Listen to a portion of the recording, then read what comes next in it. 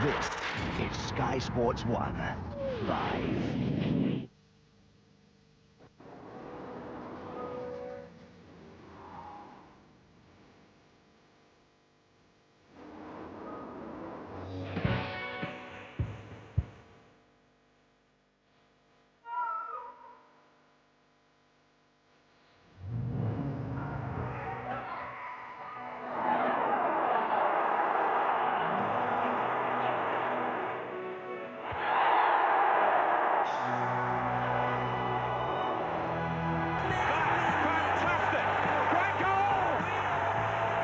I don't think I've ever seen anything quite like this.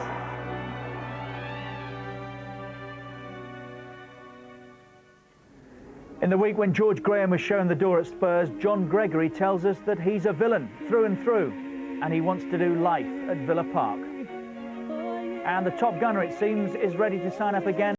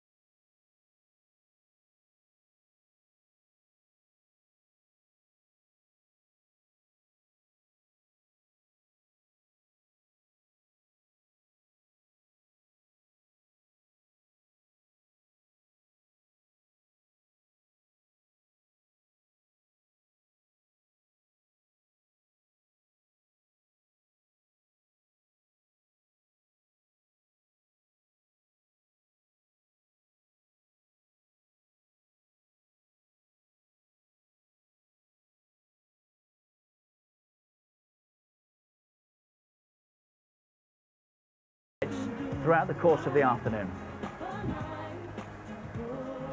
Well, we didn't think we'd get a story to top Lucas sacking, did we? We were wrong. 90 minutes from an FA Cup final and Tottenham sack George Graham. What was it Bill Shankly once said?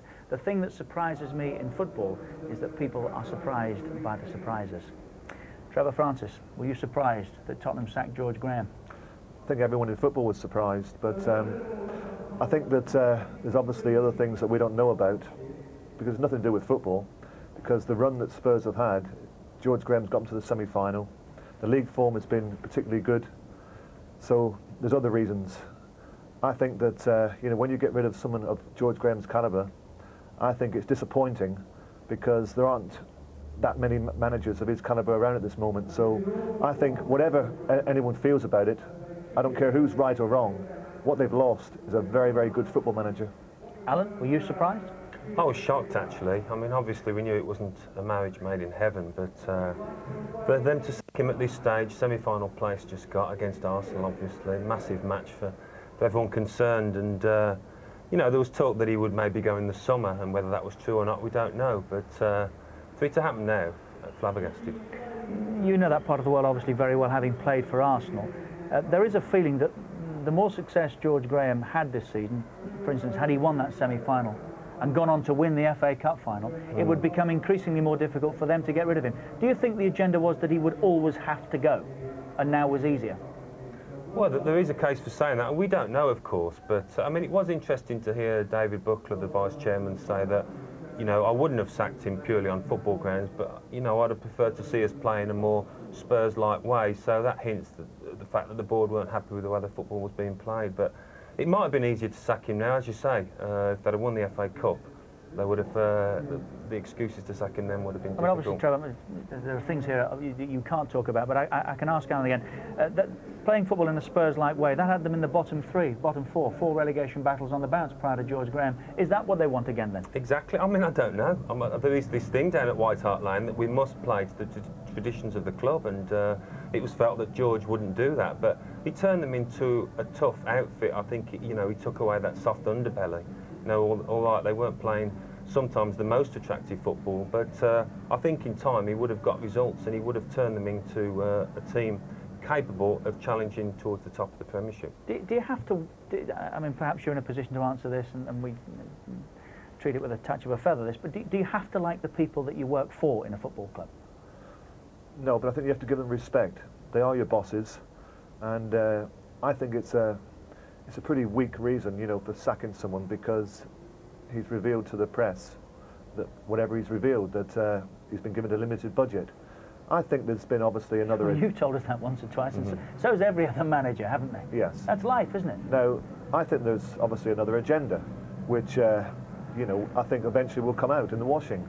But I think it was an excuse, you know, to get George out of a job. He'll bounce back. As I've said to you this now, he's an excellent manager. Wherever he's gone, he's proved that he's as good as anything around, and he'll be back. Do you believe, Alan, that the majority of Tottenham fans wanted to see him go? Yes, I do. The majority? I would say so, yes. I think it just stuck in their throats so much that he was an Arsenal man, and they couldn't forget that. You know, such is the rivalry between the two teams. I mean, George obviously was at Highbury for 8 years, won all that success with them, and he made references to Arsenal now and again, which didn't please the Spurs fans, and I didn't think they were ever going to get over it. So nobody can either play or manage. Terry Neal tried to, and without too much success, but nobody can play or manage for both clubs in that part of the world? It hasn't really been done successfully yet, has it? I think they were happy with him when he was winning the League Cup, wasn't he, not so long ago? I think that... well, that's the point, Trevor. He delivered nothing, but... But they never actually... Well, it's a trivial thing, perhaps. They never sang his name, did they? They called him the man in the raincoat, even when they're winning the League Cup. Well, so they never quite took to him, even then. I've heard that, you know, Spurs are supposed to play to a particular way. I've heard about the Arsenal connection. What supporters want above anything else, and they don't care how you do it, is they want a winning team. And George, at this moment, has been managing a winning team. That is the bottom line, isn't it? Well, it is, and you know, I've heard on many occasions, you know, that you want to play in a particular way, but you listen to the phonings after a game. You know, football supporters, by and large, they know the team has won, but ask them how they've won, they're not sure how. All they're interested in is that the team has won. If they've lost, they know they've lost, but how have they lost? They don't know. Everything's black or white in football now. Supporters identify with a winning team.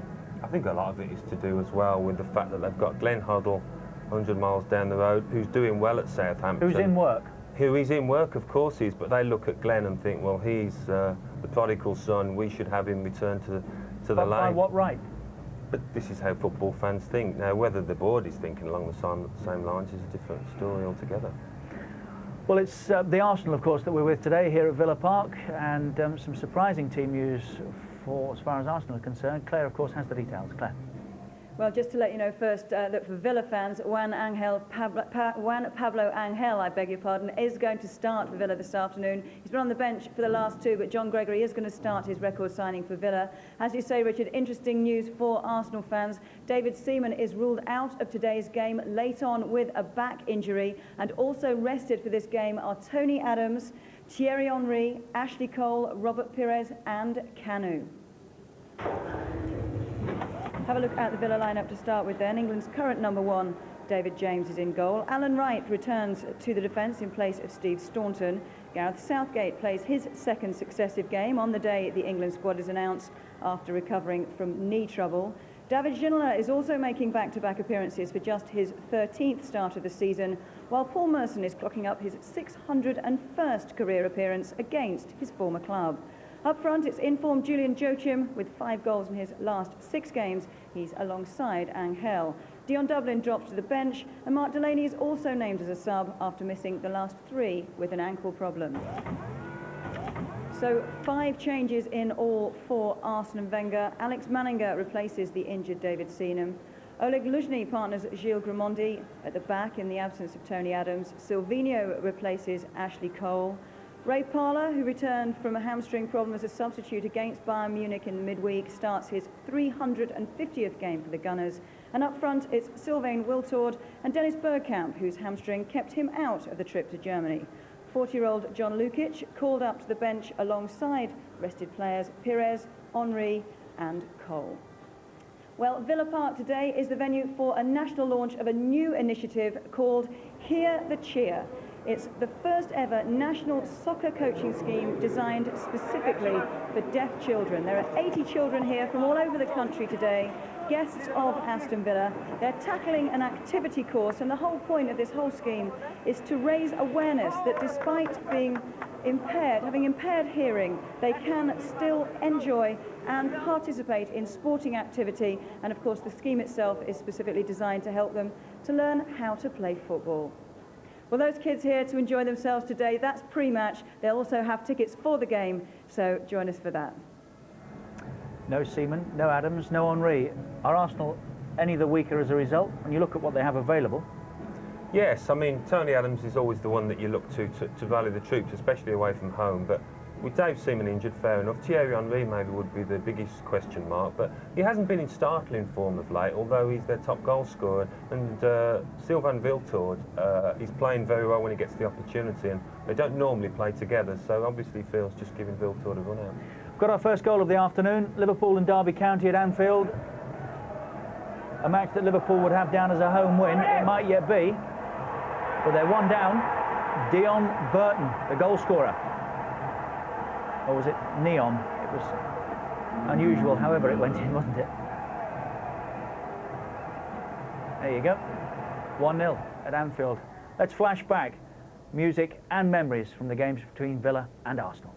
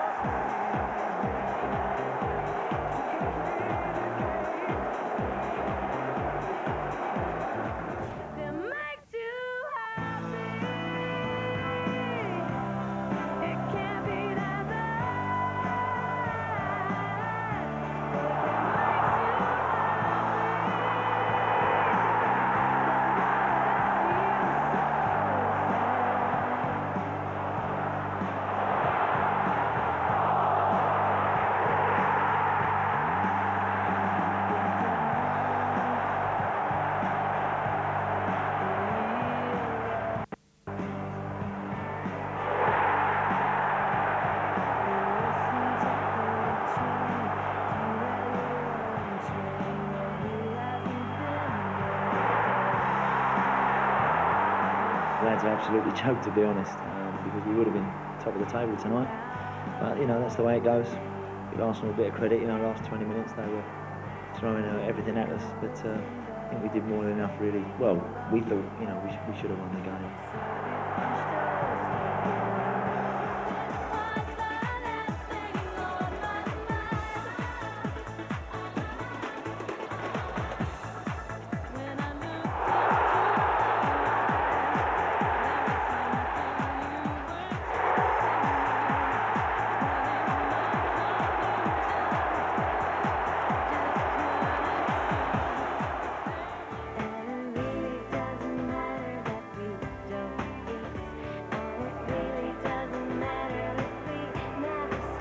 On to Bergkamp, who tries the early shot and finds the net.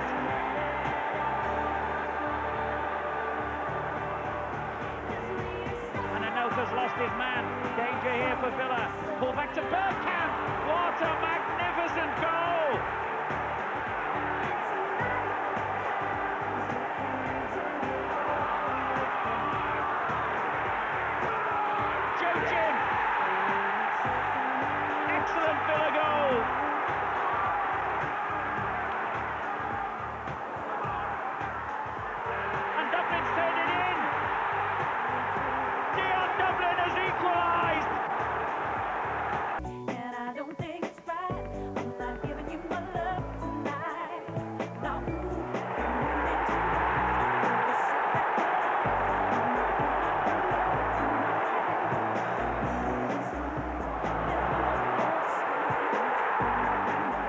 a toe poked it underneath the keeper's body, and you know, I'm really pleased with 2 goals in 2 games. It can't be bad for me.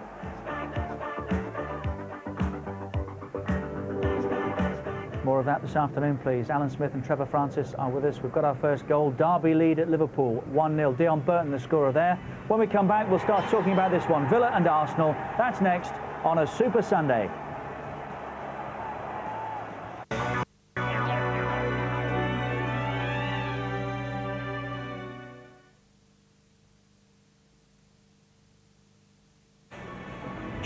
With live boxing again, 2 title fights. Jose Garcia defends his IBO light flyweight title against Keith Knox, and Charles Shepherd takes on Alex Moon for the vacant Commonwealth Super Featherweight title. That's Tuesday night from 8 o'clock on Sky Sports 1. This afternoon here on 1, it's a Super Sunday with Aston Villa and Arsenal interactive for Sky Digital viewers on Sky Sports Extra Channel 404.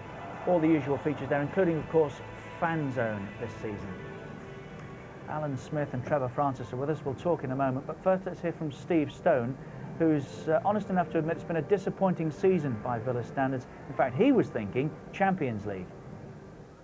I thought we could definitely challenge with the Liverpool for that 3rd spot, to be honest. After last season, where we finished runners-up in the FA Cup final, didn't play too well on the day. Worthington Cup semi-finalists as well, let ourselves down a little bit there as well though, in that semi-final, but we got 6th in the league with a good run. We thought we've got something to build on, definitely, this season. We thought we'd add a few more players to the squad, but it just hasn't worked out like that. I don't know why. I can't really put my finger on it, apart from maybe the lack of goals, and that's down to everybody's a team, not just the centre forwards. We're not creating enough and we're not scoring enough. Is that where the worry came from? You think that you perhaps could be slipping into trouble if you didn't start getting a win? Well, we were slipping into real trouble. Relegation trouble was getting a serious threat. We'd had a meeting between ourselves, the players and the manager and the coaching staff after one of the games, and we thought if we don't win soon, we're going to slip right into it, you know. We're up to 12th now, so are they over? I think the relegation worries are over. Yeah, I think if the win last week, sort of everybody now focuses on, we have got that one game in hand, and can we do well against Arsenal? And we've got to play the teams around us. We haven't got to play a lot of top teams. We've got to play the teams around us, which we think we can beat and push for a European place. But I laugh a little bit about people saying pushing for a European place, because everybody around there says they're pushing for this European place, and nobody is really putting a run together to actually go and do it. At the back, a bit of a change in the Ipswich game. You went to 4-4-2. Yeah, lovely. I like playing 4-4-2, you know. I've been brought up on playing that, and it was a strange system to come here and play 3-5. And it took me a long time to get used to it. But we played 4-4-2 the other day, and we're very uncomfortable first off, because you could see everybody at Aston Villa's probably about 7 or 8 years now has played 3-5, and to adapt in the first half was poor. You know, we were poor. Second half totally changed, because in the past we've been very rigid on a 3-5, and not being able to change to 4-4-2 in games and not have the personnel to do that. But with David Ginola now in the squad and in the team and looking fit again, you can go to a 4-4-2 and hopefully he can supply the ammunition for some more goals, because you do need to be able to be a bit flexible, as we've seen with a lot of other teams. Arsenal certainly a flexible Man U, and we need to be like that. When you play against the bigger teams, regardless of the result, do you take something from it about measuring yourselves against those sort of players? Yeah, I think over the last 3 or 4 seasons, though, Villa have taken heart from how they've played against the big clubs. But I've heard Paul Merson on occasion saying it's all right. It's another game where we've played against the Arsenal, we've played against the Man U's, and played them off the park and played well, and still not won. And that's been happening for a long time. And things have got to turn around, because it isn't good enough. Got to be honest, a club like Villa should be going to Arsenal and Man U with a realistic chance of really beating them, you know. And where we're going there and playing well, we're still not putting the victories together, which is a bit worrying, you know. So if you could sum up the season, how would you I'd say it's underachieved. Disappointing in a way, the fact that so much was expected after last season. And hopefully just look to next season and hope things will go better. And with the Blues going as well as they are, does that turn the heat up a little bit on Villa, Trevor? I'm not so sure it has a big factor in what's happening here at Villa Park, Richard, but I think that the expectancy level has been you know, so high this season that Steve Stone touched on it there, that they have expected to be up there in the top 6 challenging for a Champions League place. So where they are at the moment is not satisfactory. I get the feeling that the biggest problem, the biggest criticism from the supporters is the way that John plays. You know, he surrounds himself with hard-working, you know, type of players. Absolutely nothing wrong with that. We've got plenty of those at St Andrews, and they're doing a great job for me. But I think they feel that they would like a little bit more flair in the side. They've been disappointed they've not seen enough of Ginola this season. And it's interesting that he's in the starting lineup today, along with Angel, Merson.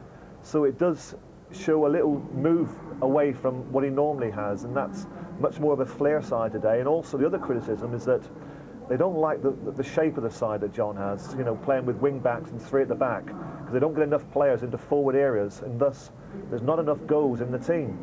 So it's also interesting that this afternoon they appear as if they're going to play with a 4-4-2 formation. So perhaps there is a change now at Villa Park.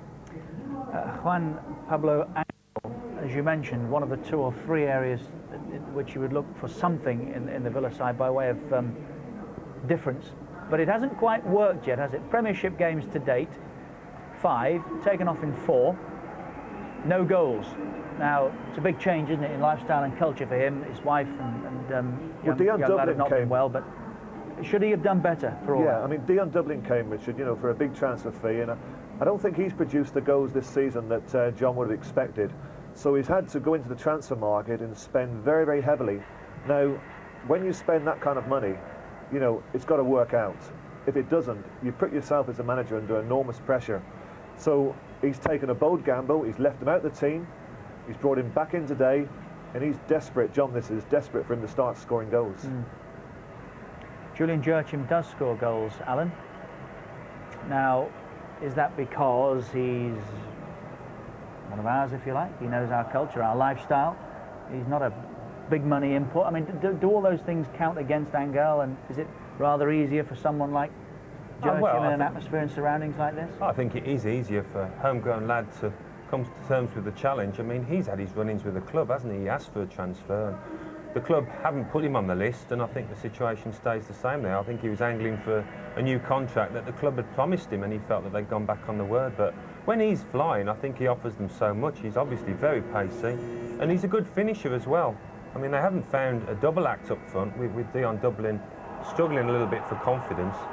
But this lad at times has been carrying the fight on his own, and at the moment he's almost first choice. It's interesting, this season when I came down here, when Villa played Chelsea, every time he touched the ball, Joachim, he was booed by the supporters. But what he gives them is what you just said there, is that ability to go in behind with his pace. He's got unbelievable pace. What he lacks in his in technical ability, he makes up for by stretching teams, by continually going in behind. And when he does get through, he misses his fair share, but he also scores. And I think he's vitally important to the way that Villa want to play. You're an Aston Villa fan, Alan, so you can have a view on this. Joachim wanted to get away. Gareth Southgate still does. David James has handed in a transfer request. Steve Stone says underachievement this season. What's going on here and why? And unrest around the place as well. Yeah, I mean, I think most people, most fans look at the size of Villa, the size of the club, and think, well, we should be doing better. But, you know, actions speak louder than words, and it's just got to be put into action on the pitch, and it's not happening. I mean, John Gregory has spent money. You know, the purchase of Angel typifies that. But no, it has been a season of underachievement, and the fans do expect more, but it doesn't always happen like that, does it? I don't know quite what they expect, though, because once again, return to that Villa-Chelsea game. You asked me the same question then, you won't remember it. Where do you think Villa can finish? And I said, this is at the very start of the season, they're not good enough for the top 6. Because I think that Manchester United, Arsenal, Liverpool, Leeds, Chelsea, that's 5 teams, are better than Aston Villa. So I think perhaps the expectation level is too great. John Gregory's waiting to talk to us, so we must go in a moment. But having said that then, is it delusional grandeur? Is this not the club?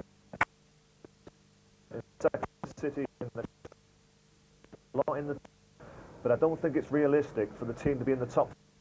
The rightful position for this football club is probably just outside the top 6. Let's hear from John Gregory, who's also been starring in another Sky production recently. That, of course, Dream Team.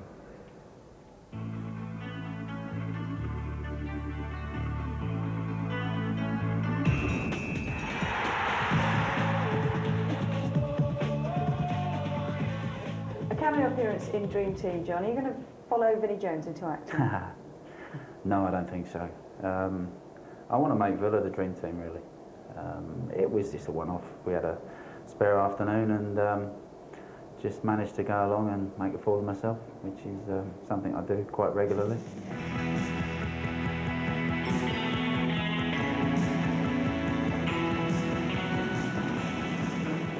I've become a bit of a fan of it. It's got a cult following, I think.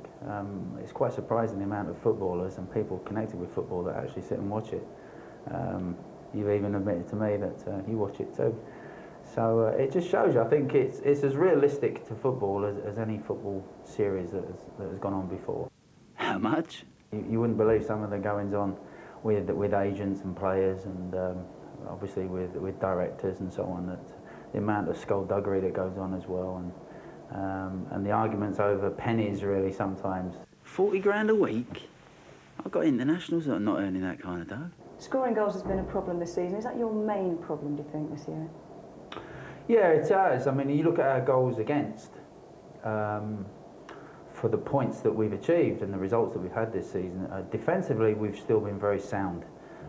We're still on a par with the guys in the top 3 or 4.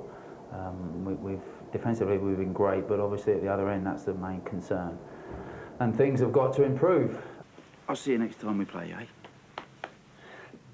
But there's a big test now, really, for all of us between now and the end of the season. We need to finish the season with a flourish to put us in good spirit and good heart, and hopefully we can add a few players throughout the summer and make sure that we don't have a bad winter like we had this year ever again. It's been a complete waste of time. 10 games left to go.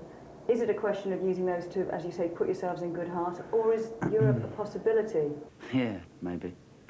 Well, I came into Villa in February '98, and we had 11 matches left to save ourselves from relegation. We went on and won 9 of them. Lost to Bolton and Barnsley here at home, I remember. We won 9 matches, 5 away and 4 at home. And that launched us into a European spot. We've shown that it can be done, and there's no reason why we should not set ourselves that same kind of standard.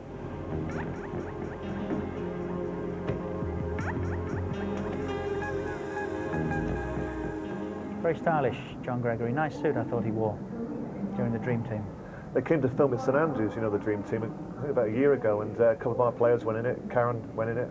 I declined the offer. Did you? I wasn't quite ready for it, Richard, at the time. You've got a car like that and a number plate like that as well. Brum 1. I don't think I'd drive that now. Brummy, that would Not do, around these 1E. parts anyway, Villa Park. It's fairly obvious whose car it is, isn't it? And ever so occasionally you can catch Messrs Keys and Gray in that as well, the Dream Team. Good show. You should have gone in it. I'll wait for the chance next time. There's been a goal this afternoon at Anfield where Liverpool and Derby County are playing. Not the way, in fairness, that you might have expected. Derby 1 up. Dion Burton. That was after some 9 minutes. They kicked off at 3 o'clock. That is still the score. Liverpool 0, Derby County 1. Burton the scorer. When we come back on a Super Sunday here at Villa Park, we'll be talking about the Gunners. No Seaman today, no Adams, no Thierry Henry. But they do have Laurent, the Golden Gunner, and we'll be talking about him next.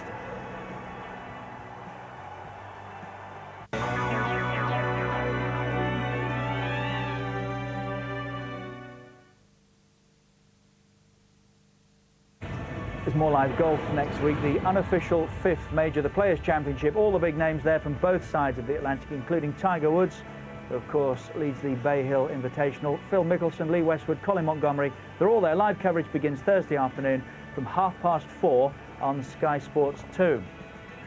This afternoon it's a Super Sunday at Villa Park with Aston Villa and Arsenal here on 1, and it's interactive for Sky Digital viewers on channel 404. 1-0 to Derby County at Liverpool. They kicked off at 3 o'clock. Let's grab a word here with the Golden Gunner, Olympic gold medal winner, Lauren, speaking with Jeff Shreves.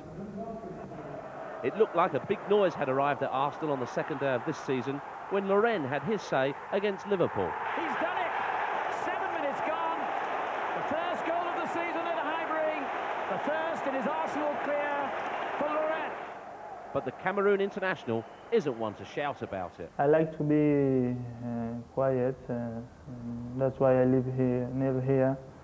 I feel comfortable like that, and I'm quiet. I don't like to be in big places and with many people. You're not like Thierry Henry? No. Despite that dream start since his move from Real Mallorca in the summer, Loren admits that it's taken him time to settle. 2 or 3 months ago, I feel a bit confused, but now I start to play well and to be confident in myself, and they will see a very good play in the next game. He was a wide boy in La Liga, but Arsene Wenger prefers him in the middle. I really don't mind. And the only thing I would like is to play every game and to feel comfortable with the teammates and to get the chance to play every Sunday, every game. I really don't mind. How much do you enjoy being Patrick Vieira's partner? I think he's one of the best players in that position. I'm very pleased with play the game between him. He make you play easy and you learn as well how to play in that position in this level, because this is the top level. The calibre and the spirit of the players around him make Lauren feel right at home.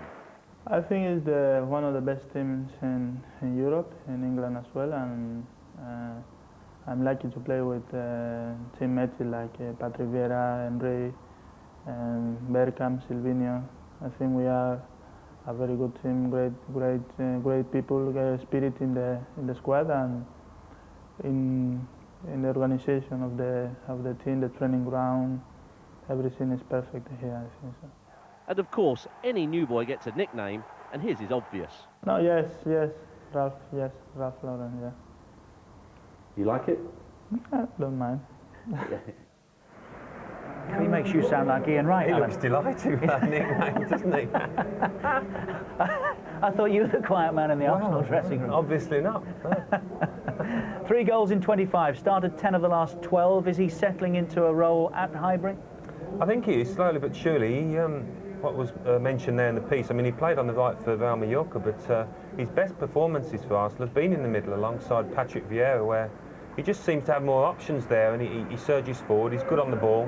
When he's been over on the right, he looks a little more restricted, so I think it's in the middle we're going to see him today. But he's a big, strong, powerful sorry, boy. Alan, it is snowing. There is a little bit of light drizzle about, isn't there? It's cold. No, you don't Very get that cold. in the Cameroon, do you? No, you don't. To be fair, no, you don't. Thierry Henry amongst the substitutes for Arsenal today, Trevor. I suppose when you've got Sylvain Wiltord in your side, 9 goals in his last 13 games, that's not bad, is it, by way of a replacement? No, there does seem a reluctance from Arsene Wenger to play the two of them together, Wiltord and Henry. I think he prefers to play either Bergkamp or Kanu with one of them because they play as a second striker, and I think he feels that a Bergkamp and a Kanu keep the ball better, retain possession, and allows the team to play better as a team. But certainly, I think Wiltord has got fantastic pace, and with his recent goal-scoring record has proved now that he is a very, very capable player in the English Premiership. I mean, when you think about it, it must have been quite difficult for him, wasn't it? He came here for £13 million from Bordeaux, and I think he's got a right to expect to be first choice, but he's been patient, hasn't he? I mean, he's had to look at a lot of games from the sidelines, but when he has got his chance, you know, he's done really well. And his finishing has improved as the season's gone on.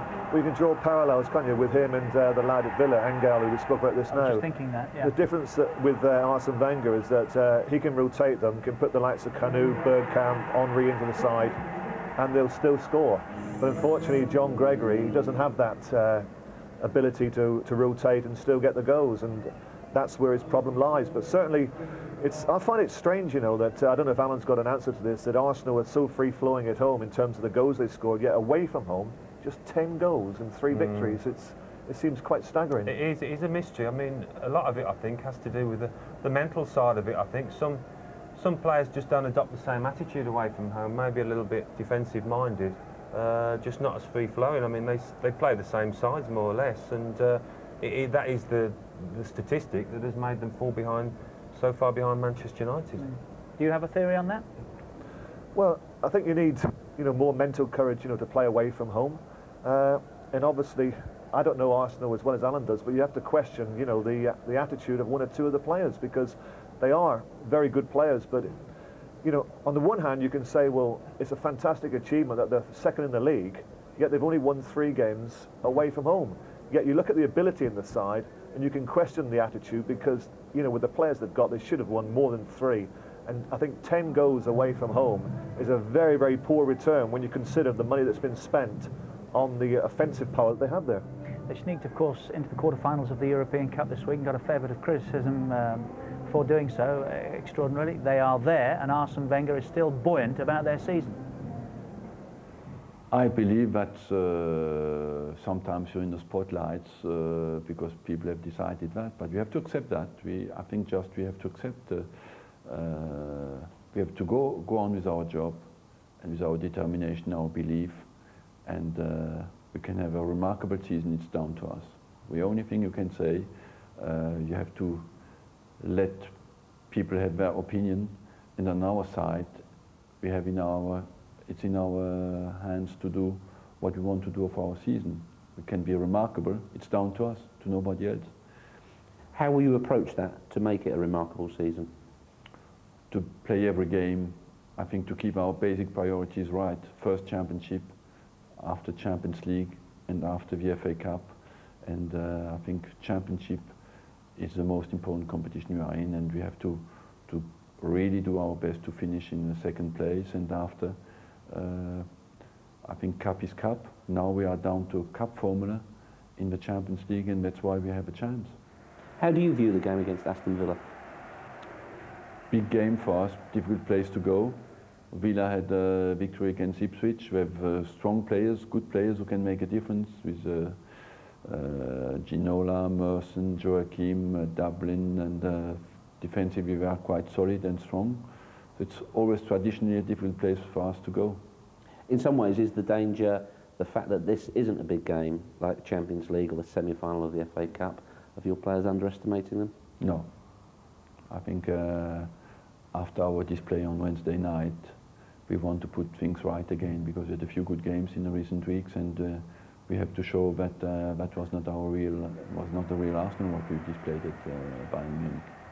When you look at the game against Aston Villa, realistically, is it one where it's a must-win or a draw, or although you always try and win, how do you view it in the overall picture?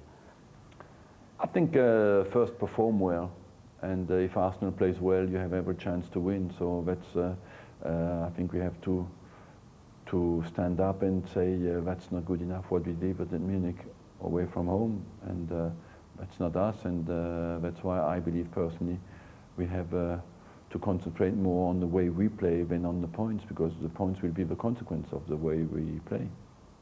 You believe that your players have the technical ability. Are you looking for character from them now? That's where you decide your season. I think personally they have character, and they will show that in the next weeks. Derby County are doing just that at Anfield. 1-0 they lead at half-time. Dion Burton the scorer. It's Villa and Arsenal here. 143 games down the years in the league, all of them in the top league. Arsenal unbeaten in the last 4, and they've won 3 of those. Villa's last win December '98, when Arsenal were 2 up here and they came storming back to win 3-2. We saw that with a couple from Super Dion. Villa unbeaten in 5 here. April '95, Arsenal's last win, the 4-0 that we saw. In the interests of balance, I should point out that Aston Villa have the 3rd best defensive record in the league this season, Arsenal the 2nd. So, Alan Smith, are you staying on your fence and predicting a draw today? I never do. Well, you look at it, and yes, Aston Villa are strong defensively. Yep. It's interesting that they've gone to this back 4, but I just look at strong defensively. Yeah, but I look at Arsenal's attack, and I think they should win this match. If Iltord's on form, I think they will win it. Arsenal win. Trev? Well, quite an adventurous approach by John Gregory. I've spoken about the players that he's brought into the team, so I think he's looking to try and, be positive today and try and play attractive football for the supporters. Whether it'll be good enough against Arsenal, I have my doubts. I think that Arsenal was still a very methodical side, well organised. They keep it nice and tight. Despite the loss of Tony Adams, I think Arsenal are good enough to get a draw, and that's my forecast today, Richard. 1-1. You're in the wrong seat. You should be there. He normally says that. It's Join Our Match commentators Andy Gray and Martin Tyler. Thanks, Richard. Interesting to hear Arsene Wenger say, Andy, that the Championship is the #1 priority for Arsenal, even though they've had this exciting week through to the last 8 in Europe. I think that's great, but he's always said that, Arsene Wenger. I think he's been pretty consistent in that opinion. But I think when you think in the whole of Europe, Martin, only one team can win the UEFA Champions League. Only one team's guaranteed by doing that to get back again. I think that shows that his priority is to make sure at the very worst he's in that top 3. But I'm sure, as Arsene Wenger's already sampled what it's like to win the Premiership, my goodness, I think he'd like to taste that success again. Incidentally, it's 6 days away from British summer time. You wouldn't know that here as the sleet starts to come down. Conditions will be a factor. Let's confirm the team news for you. And mindful of the risk of complacency in the camp, John Gregory has changed a winning team. Alan Wright's style of play more suited to today's opposition than Steve Staunton at left back, although Staunton, I'm told, is not 100% fit. And with Dion Dublin without a goal since Christmas, the club record signing Juan Pablo Angel is brought back after sitting out the last 2 Villa matches. Well, much has been made about the quality of Villa's defending, Martin, but that's been as a back 5. And last week against Ipswich and today, John Gregory has decided to go with a 4. I've always thought the way forward for Villa is with a back 4. If they're going to go up to that next step and go and contest in the top 6, I think it's by playing a back 4. Stone defensively might be tested. We'll wait and see how good Steve Stone's going to be defensively, but there's no doubt in Stone and Wright they will get forward, but they've just got to be careful that it's slightly different with a back 4. Be interested to see how they've worked with it in training. In midfield, what it gives them is more flexibility, I feel. 3 players there in Merson, Henry and Ginola, who will all want to drive forward, who will all want to take the game to Arsenal. Ian Taylor does like to run forward, but I think with a 4 there, he needs a little bit of responsibility. He needs to be more disciplined than any of them. If he can do that, then there's a nice balance in there. Not surprised to see Joachim play for me. He almost single-handedly has got Aston Villa's latest points away at Sunderland, home here at Ipswich, scored the goals that have gotten Aston Villa 4 points in those games. And my and your first look at Juan Pablo Angel. It'll be interesting to see how these two develop an understanding, if at all they do. Arsenal, as usual, shuffle their pack post-Europe. Adams injured, Cole, Perez and Henry, they drop down to the bench. Kanu, travel-weary, he's not even here. Luzhny comes into the centre of the defence. Silvino starts at left-back for the first time in 13 games. Parler is in midfield, his 350th Arsenal appearance today. Up front, it's Bergkamp and Wiltor. But the big news, David Seaman's back problem reoccurring this morning. Alex Manninger in, and John Lukic was out watching his son play this morning, like a lot of dads, I'm sure, getting an emergency call on his mobile to get to Villa Park as quickly as possible, and he is here.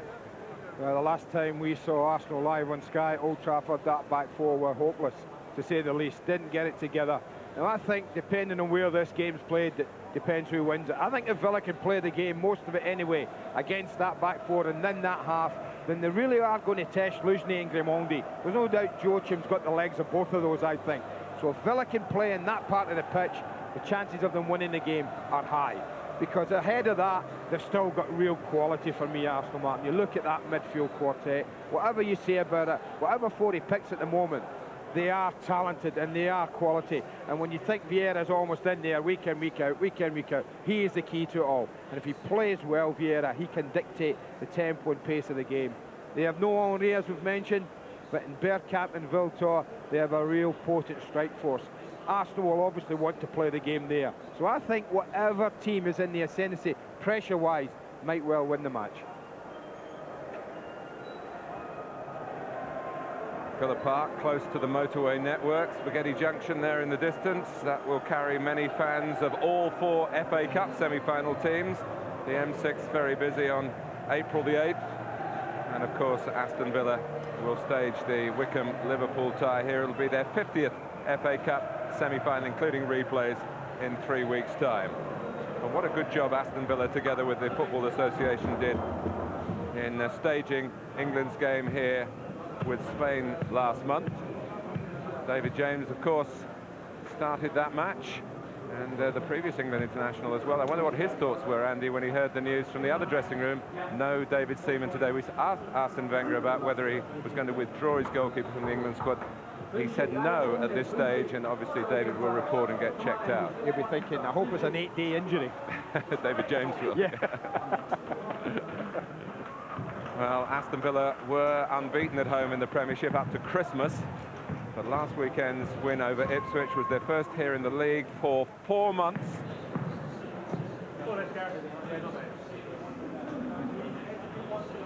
The strength and weakness of Arsenal on view in Munich on Wednesday. Enough quality to reach the last 8 of the Champions League, but another away defeat. That's been a real irritant for Arsene Wenger.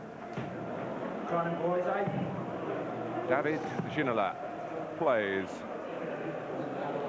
wonder what his thoughts were on the departure of George Graham from Tottenham. Of course, at White Hart Lane, he was a real idol. And at Newcastle, of course, as well. He hasn't really set the heather on fire at Villa Park, but a change of system by Aston Villa will give Ginola, if they stick with 4 in midfield, Ginola a chance to show that he can be one of those midfield quartet.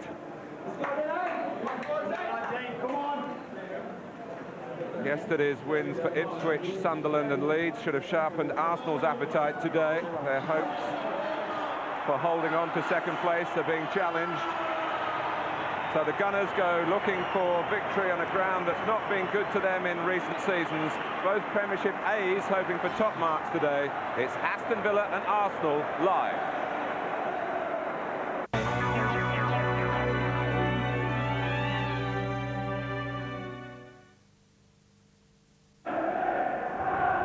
Time then for Aston Villa against Arsenal, a Sky Sports production available in widescreen, Dolby surround sound, and of course it's interactive for Sky Digital viewers. All the usual features there today.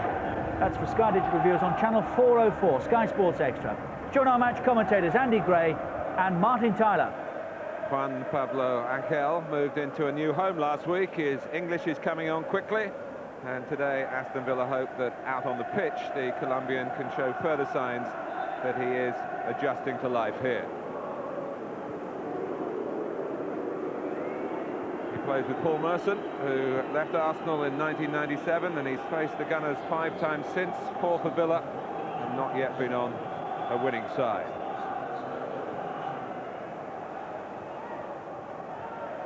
There's been a certain predictability about Aston Villa's team selection and style of play over the last couple of years. John Gregory hoping to increase competition for places by making several signings for next season, and he has kept his opponents guessing by using 3 different tactical formations in Villa's last 3 games.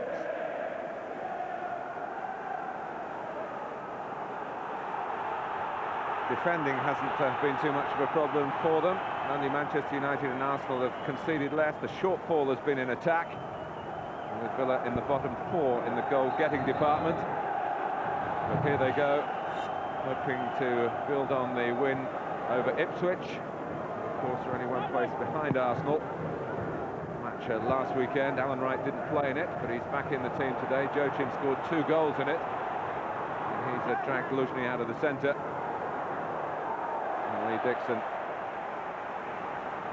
comes back to help curb the threat of Joachim. Lee Dixon, 37 years old yesterday. Well, you get the feeling that Villa's front 2 is going to be all about movement today, Martin, without Duglin's aerial power. Balls like that should be dealt with quite comfortably for Arsenal. Anything just tossed in. It's got to be quality delivery. Hendry, first work for Manninger. A deflected shot. Corner for Villa. Nice bright start on the home side.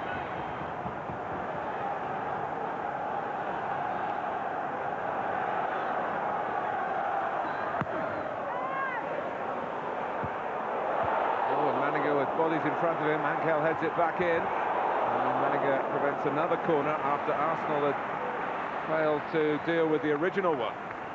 No, they don't deal with this very well at all. It's well attacked at the back post. Southgate coming in on the back of it. I think Salpai that eventually gets the header.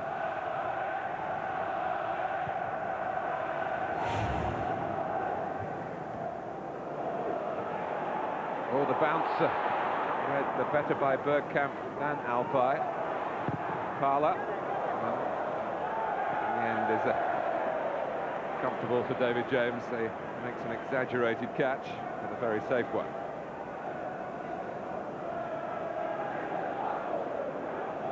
It's going to be interesting to see Paul Merson's role, Mark. Will it be right-hand side? Will he restrict him a little, or will he be allowed to roam and get in contact with the ball? Away by Dixon. From Alpai, then Parla. Arsenal's away record, which is the subject of much scrutiny in the Premiership, is actually better than Liverpool's away record, but they still have underachieved on their travels, particularly in Goal scoring, just 10 in 14 Premiership games outside Highbury. We talk about the second and third best defences, as you mentioned. I don't think we can expect a goal glut. Let's hope we're wrong.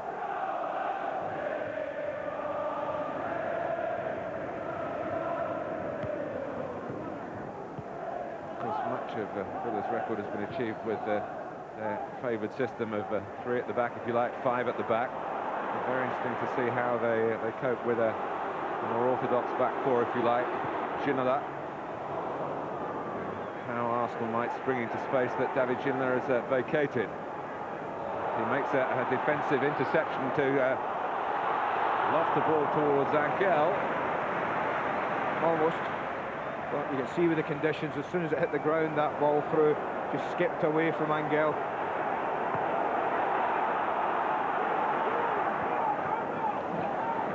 Steve Stone, who played for England as a right-sided midfield player, having asked to operate for Aston Villa as an orthodox right back. He likes to bomb forward as well, and with Merson on his flank, Aston Villa might lose defensively. They hope they will more than compensate for by more adventure further forward. Silvino, Bergkamp. It's possessed by Alpay. Ankel into the feet of Ian Taylor.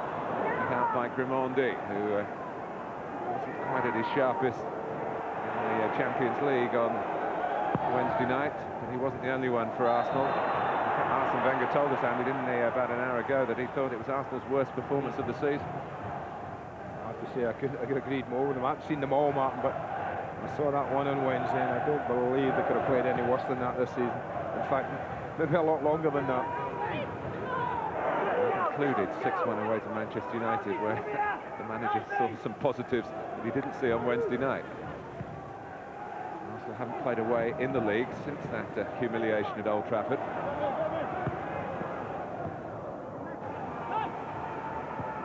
Right, Hendry, Joachim.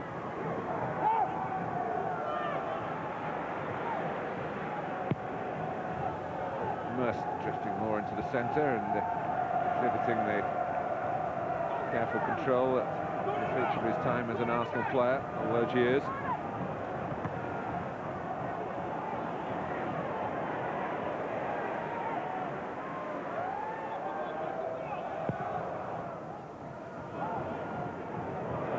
Joachim, but Ankel was nowhere near in touch. He's now got a better chance of reaching a ball back to Manninger.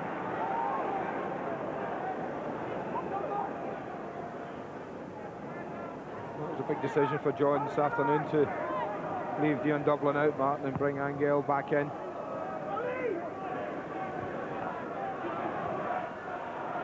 Anticipating on the direction effectively. Went Stone.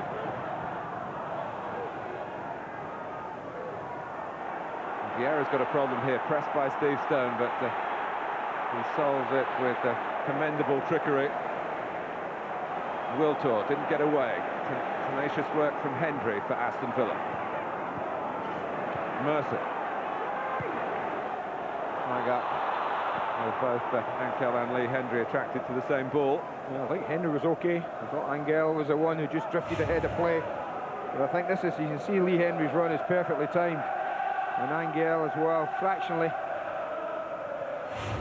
That's a feature of Lee Henry's play. And if they can, the front two of Joachim and Angel can split Lushney and Grimondi at any time and create a bit of space, you can bet your life that Lee Hendry will be looking for it to bomb into it. What is odd, Andy, he hasn't scored from open play in the Premiership here for more than 3 years. I think, I mean, that's something he has to work on as a player who now 23 years of age. The amount of runs that boy makes in a match, Martin, he should be getting far more goals in free play than he does. In the run here from Arsenal's midfield is Patrick Vieira. Walter might have been offside a bit earlier, was onside when he finally had the ball played to him. That's where, when Villa have changed, Martin, they play Stone and Wright as full-backs in the back four, and they play Merson and Ginola ahead of them.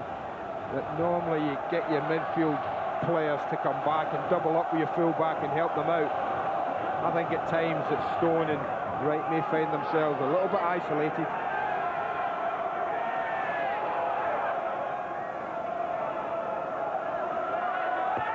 Andy going towards the near post, over the head of Lauren. Swept away by Taylor. Dixon. Nicely judged by Steve Stone. Had a very good season for John Gregory.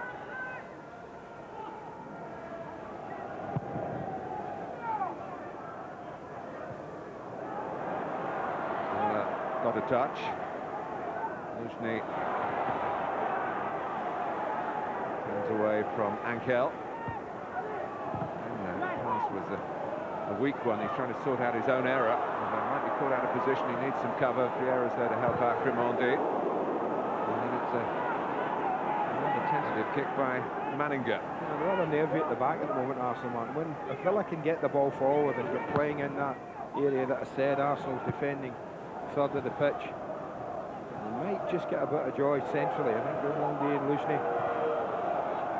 Remember what we pointed out at Old Trafford, Andy, that usually if it's not Adams and Keown, that either Adams or Keown has played. There have been 2 occasions in the Premiership when they haven't. A 1-0 defeat at Charlton on New Year's Day, and of course when the wheels totally came off at Manchester United. Dixon missed that match as well. To borrow the Arsenal manager's words about that day at Old Trafford, naive he called the defender. What went wrong? He was asked everything was the answer. Taylor. Merson. Here's Bergkamp for Arsenal, and some eager running from Lauren. Barry Knight has given Arsenal the free kick. Lauren has played here before for Mallorca against Lazio in the Cup Winners' Cup final a couple of years ago. And the Lazio manager, the winning manager, was a certain Sven-Göran Eriksson, who's later today going to announce his England squad for the 2 upcoming World Cup qualifiers.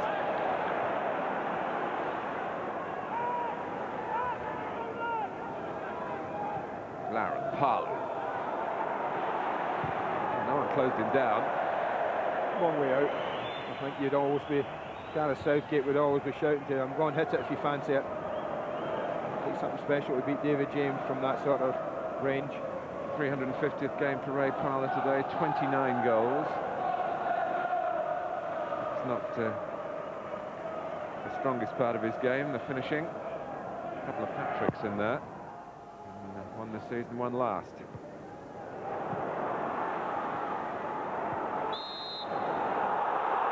Ankel is penalised. Hasn't had too much to smile about in his time in England. His wife and young baby have been both ill. He has moved into this new apartment, and let's hope that's the start of a happy time in English football for the Colombian, who was playing in Argentina when John Gregory wanted him for the famous Buenos Aires club River Plate.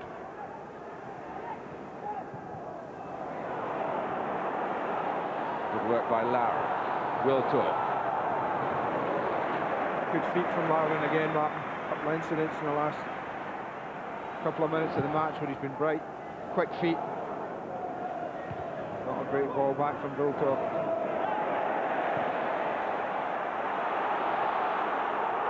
Ginola.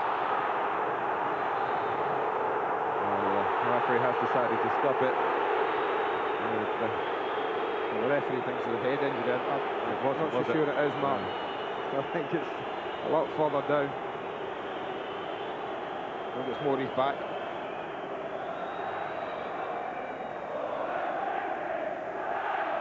Another Premiership action today, of course.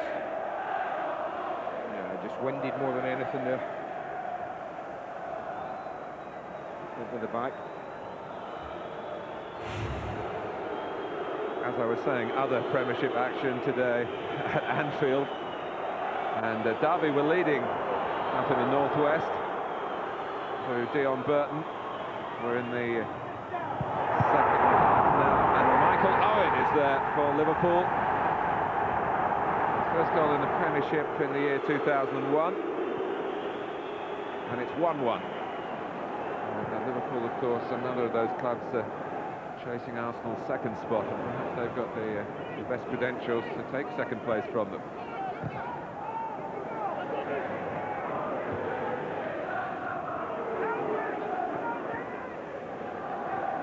Vieira's okay, and Aaron starting to show a certain amount of influence in midfield alongside Patrick Vieira, and there's power there, of course. We talk about those who are missing at the back, but a capable-looking midfield for Arsene Wenger.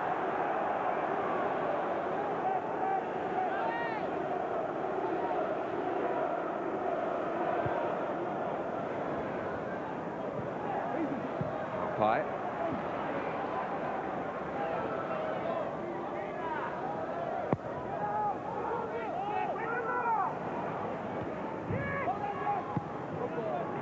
Merson. Joachim trying to initially get in behind Grimandi, repositioned cleverly. Yeah, good start position from Grimandi. Always in control. Stone.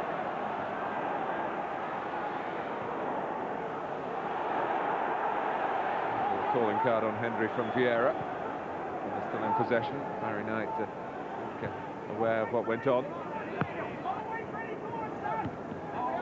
Obvious from Stone, certainly obvious to Sylvain Wiltor.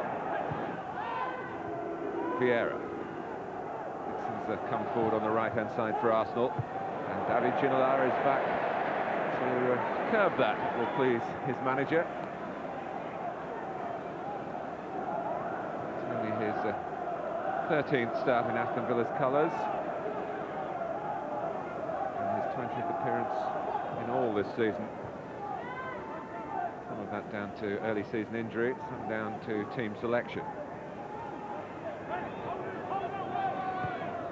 Silvinho. Good work defensively by Taylor. He might have an important role, as Andy was suggesting at the start, in the centre of Villa's midfield in that respect. Lushny. Lauren.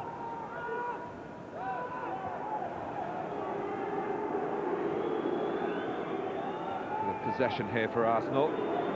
Silvinho.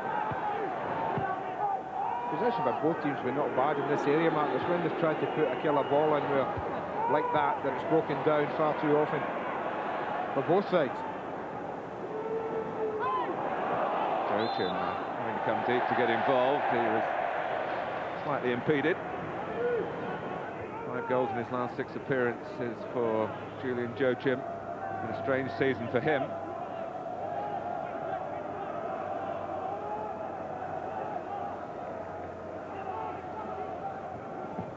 Southgate with a free kick. Well,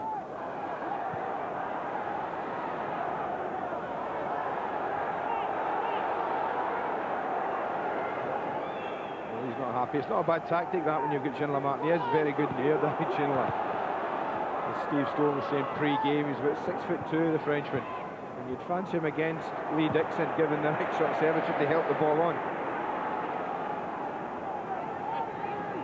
Silvinho.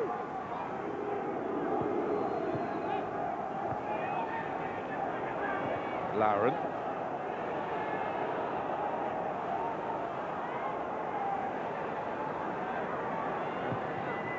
Wiltor, who's certainly been amongst the goals in the FA Cup. He hasn't scored a Premiership goal away from Highbury as yet.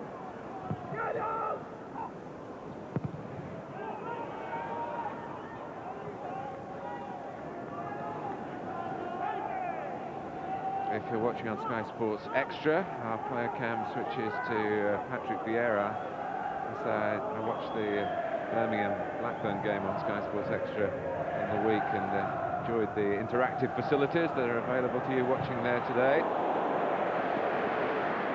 That's that Angel shot. Still looks for his first on target. He took the volley, took it early, never quite controlled it.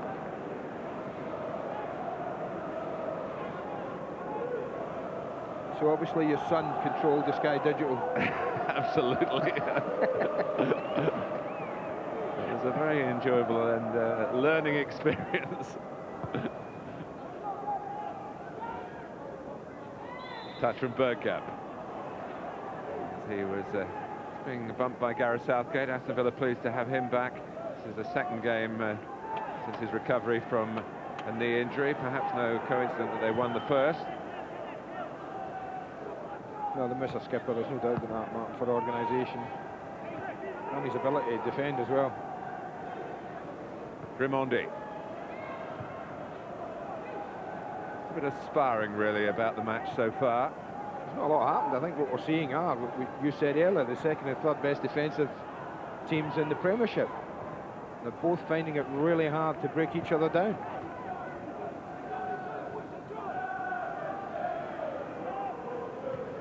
There's nothing in it, you see, possession-wise.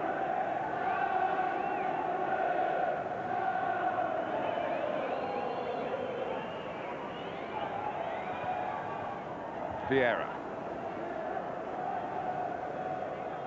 Now Grimondi. Ljungberg.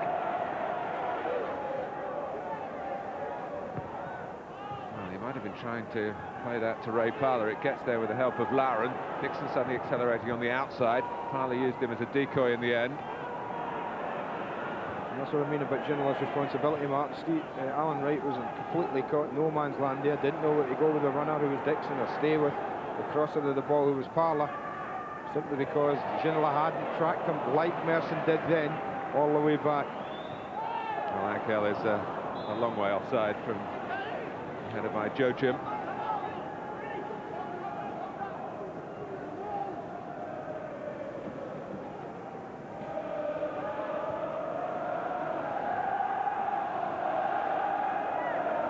Did get a draw here last season, but it was a very late goal from Lee Dixon that earned them the point. I might recall a match when Arsenal were 2-0 in front here in the league, and Julian Joachim got a goal and inspired a comeback where they won 3-2 against the Gunners, Aston Villa. And Joachim does have this terrific top-quality pace. Yeah, can't confuse officials, the linesman. Angel was coming out, Joachim was going through. Oh, the through pass there from Vieira for Freddie Ljungberg. Now, what's Harry Knight going to say in answer to the Arsenal appeals? He's going to say goal kick. Well, it's a clumsy challenge at the end. Great run in behind Paul Merson and Steve Stowe, and the ball just gets away from him. I think he's given the benefit of any doubt. The ball just slightly gets away from him. David James does miss it. It's a clumsy challenge. Could easily have pointed to the spot. It was a bit heavy, the touch from Ljungberg, which suggested that the goalkeeper would deal with it in a more orthodox fashion. Here's Joachim. Merson. Hendry's made one of those runs from midfield again that can unhinge opponents. He didn't get the ball. Here comes Ginola trying to get some possession himself. But he did so by pushing Dixon. He was feeling a little hard done by. He's saying it was no more a push than what Dixon did to me, but you can see the right arm just eases him out the way. It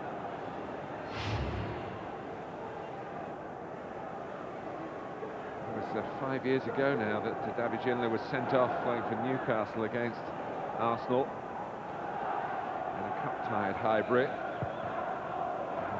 My memory tells me that Lee Dixon wasn't far away on that particular night. Ginola's memory is as clear or even clearer. You can't be sure, of course. Grimondi. Here is Dixon.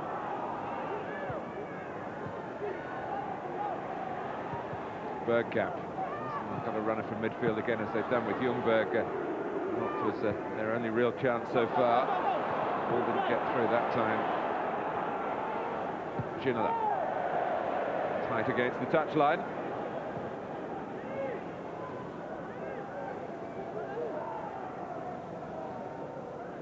He's 34 now, the Frenchman.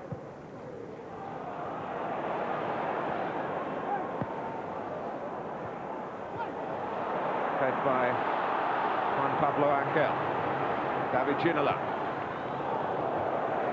Well, he's hit some Tremendous efforts from that sort of angle coming in from the left-hand side in his time in English football. Yeah, and it wouldn't surprise you if it had tested Alex Manninger again. He got good support play. Villa, look at the Claret and Blue shirts finding their way into the 18-yard box. Plenty of them, Merson, Taylor included.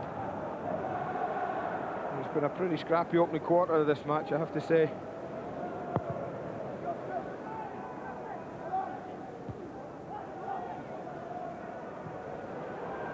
Silvinho. Wiltor.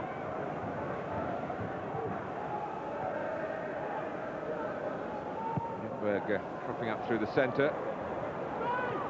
The ball didn't reach him. Southgate sorted that. Jochin's on the move. The attempt to find him by Alan Wright, not successful. Yeah, just need to be a straighter ball from Wright. Needed to be aimed over Lee Dixon's head. And they're going to play that type of ball so it stays in play. It stays away from Manninger.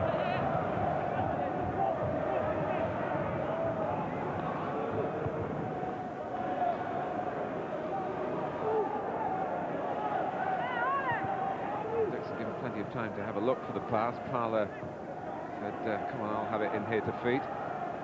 Bergkamp, who's been on the periphery of it so far. Just skipped away from him again there. The idea was a lovely one. The ball almost very good indeed from Lauren.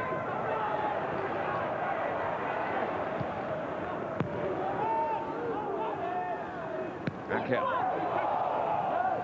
Now Merson. He was giving chase initially, but soon spotting that the ball was going to beat both he and Lee Dixon, who had a 10-metre advantage if it had come to a sprint. Listen, he wouldn't have caught that at 24, never mind 34s, you know. Marler heads on. Southgate.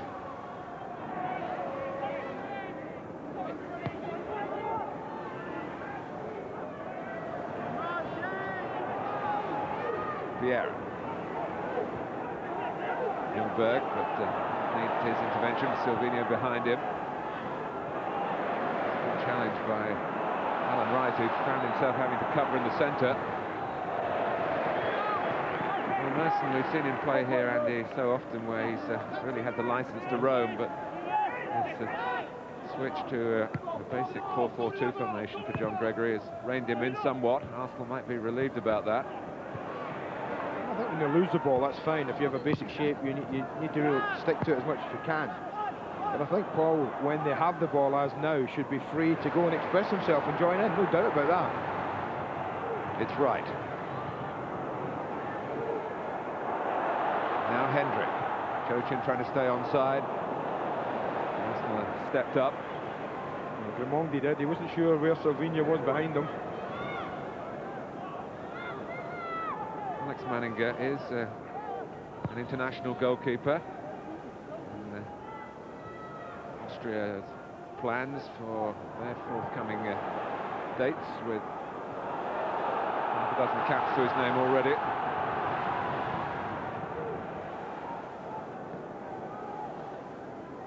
"20 minutes to go to half-time. Aston Villa 0, Arsenal 0.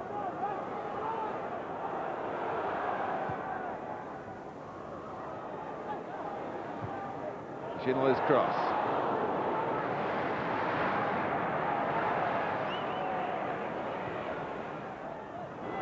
Vieira.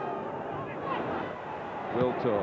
Had to win it, Alpine, had to win it, did well. Vieira's got it back from Merson. A flick from Ljungberg as he seemed to be caught by Steve Stone then. Ljungberg staying down. David James knocks the ball out, so the Swede can get some attention. He shakes his head, the referee here, but you see Ljungberg comes in and he really does get caught. The trailing leg gets caught quite badly, in fact.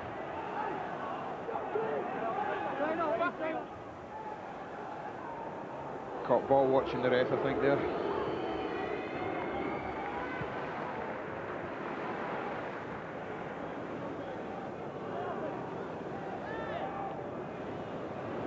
Arsenal sticking to the etiquette and giving the ball back to David James, who kicked it out. Merson. Jochin. again, flags up. And Angel, at the moment, getting perhaps too far forward too often.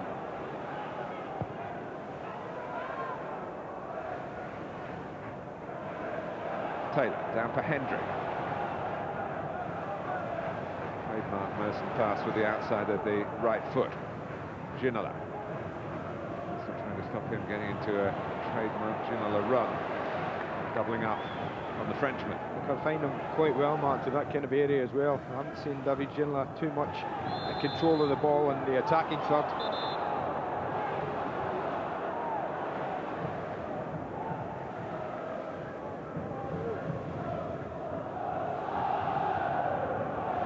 Bergkamp. Villa lacking a bit of concentration. Went and got the ball, knew he got room to turn and made space for a shot that was off target.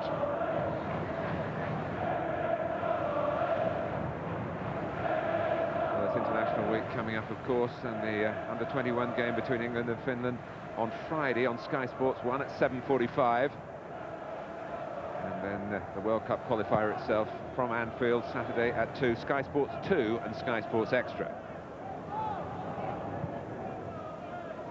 Let's wonder about how Gareth Southgate stands with Sven-Göran Eriksson, having been out injured for much of the time since the new England head coach has been in this country.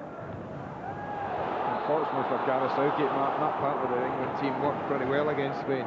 Whoever played in there, even the likes of his old teammate Hugo Echeal did quite well when he played second half, so he'll know all about them, Sven, and his assistant Todd Grip there will know all about Gareth Southgate and his abilities and qualities.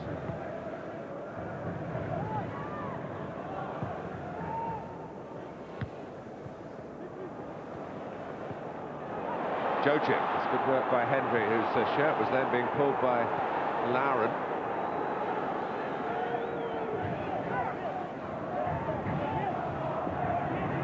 Ljungberg.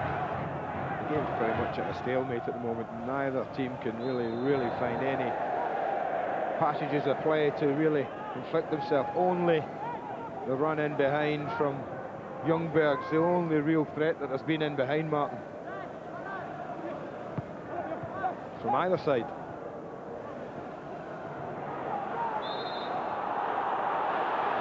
Well, he has been the player most notably caught offside, coming deeper this time, but then giving away a free kick for a different reason. Drimondi.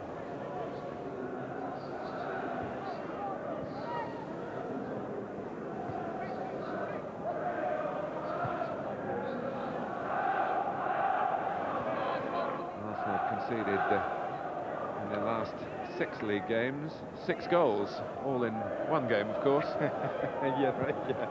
So that spells out 5 clean sheets, of course, around either side of the Old Trafford experience. Well, if you're a David Ginola fan, and I know there are many up and down the country, a chance to study him more closely on the Channel 404 Sky Digital viewers, our player cam facility. Comes off Southgate's head.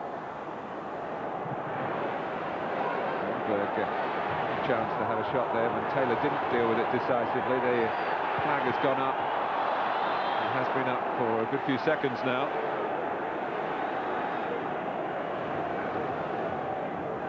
It belongs to Jim Devine on the far side.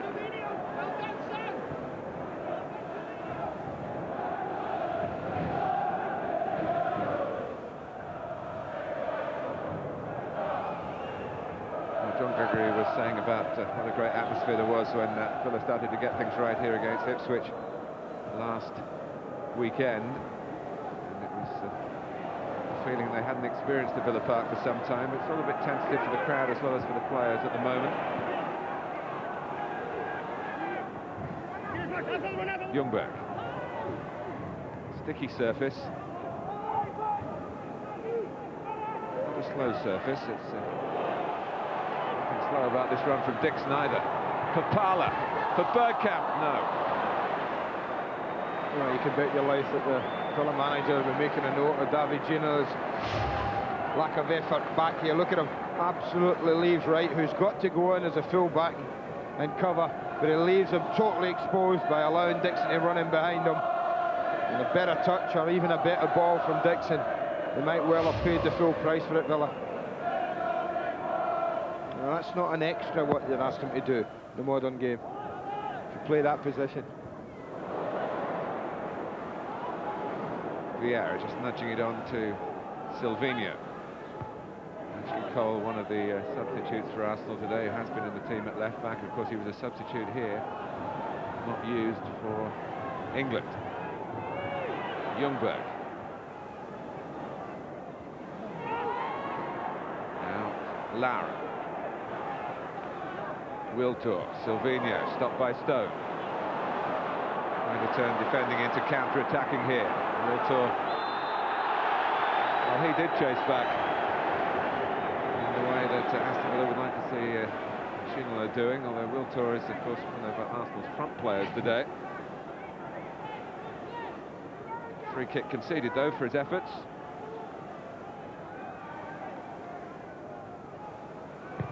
Taken by Stone. Reach Schindler, who was disappointed by that. Laren in the way. Ljungberg. Stone doing the jockey. Ljungberg trying to take him on. And Freddie Ljungberg has got past Steve Stone. Well, that's another unclean contact by Wiltor as the ball was rolled back to him. Vieira. Well, that's what Ljungberg would always want to do. And talk about Steve Stone, he should always be trying to send Ljungberg wide. Less of a threat when you keep Freddie Ljungberg going towards the touchline, parallel with it. But as soon as he gets inside like that, then there's a real threat. That's a really poor strike from a man bang on form. I think coming from the other side, it might well have been a better connection. He's posed the threat, not often, but twice he's got in behind.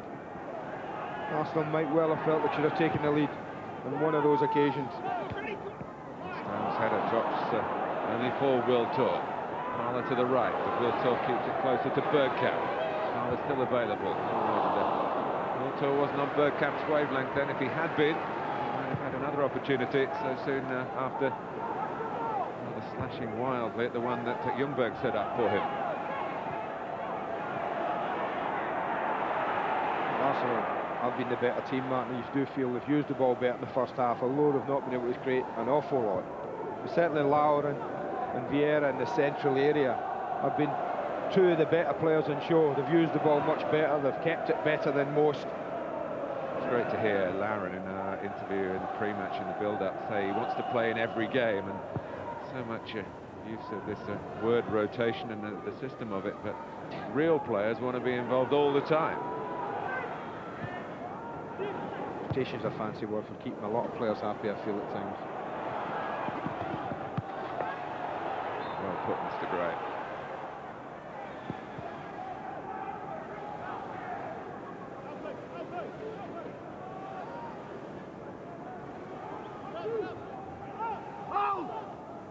Ankel.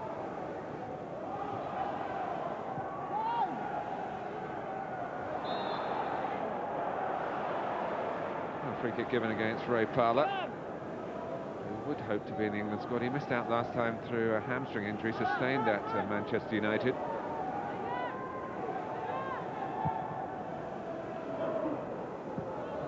Ginola, taken from him by the Lara and Vieira combination that's doing well for Arsenal at the moment.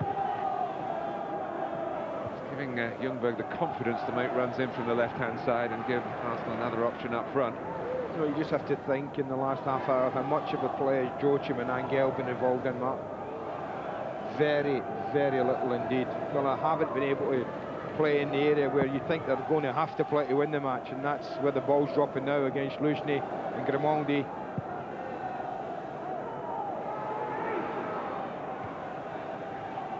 I think that tells it all, doesn't it?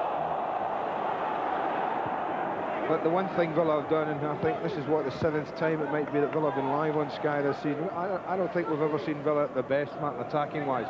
We've seen them defend really well because that's what they do. They defend really well. But it's another performance here where they're relying on a good, solid defensive performance Perhaps breaking away.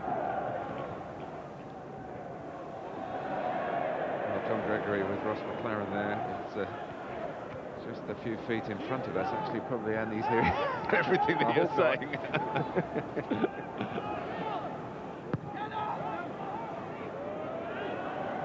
But I mean, if they've made the staff, and John and the staff at Villa have made the decision that they're going to change and it's going to be a long-term thing, then there is going to be a few teething problems in changing the system. Absolutely no doubt about that. Hendry. Merson. Saw a cluster of players in claret and blue. And one of them, Alan Wright. He's in there quickly again. Strange to see an Aston Villa lineup without him involved last week. And he's bounced back in place of Steve Staunton. As I said at the start, I'm told he's not 100% fit, but I think Wright would have played in any case against this particular opponent. Lara trying to spread it across. Stone well placed to intervene for Villa, and some room here for Merson. There hasn't been much of that in the first half. Taylor's got forward, and that hasn't happened much in the first half, and now he's wondering whether he can get back, but in fact Arsenal lost possession in their own half, and Merson involved again. Wasn't a great ball from Paul Merson, Martin, I have to say. Played it rather blind, without a great picture of what was going on. Not like him. Nicely released, the first-time layup from Bergkamp. To Wiltor.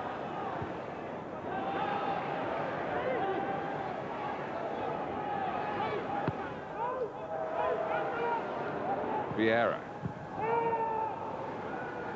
Arsenal are a little bit tentative in the attacking third. They are a side that has scored only 10 times in 14 away games in the Premiership, which is a remarkable fact, isn't it, given the talent that Arsene Wenger has at his disposal.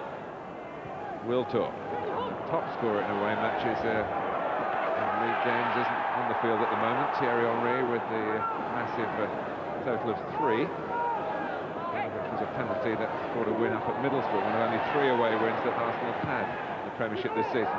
James takes that with great assurance, hurls it forward to Joe Chip. This is where it's got to stick for a little bit for Aston Villa. Got to keep the ball. And he earns a free kick. Might earn a booking.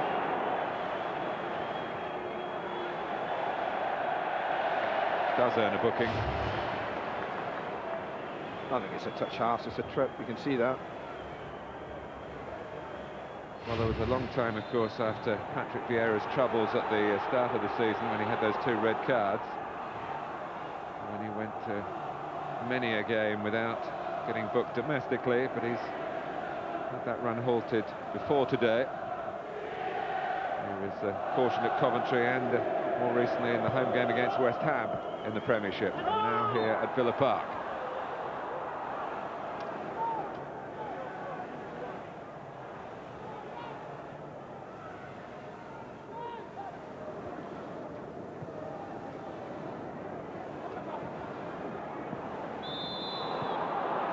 That'll be a booking.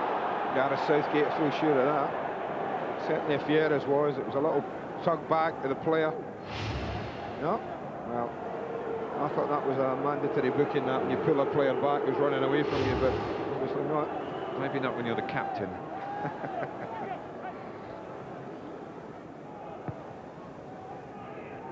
Drimondi.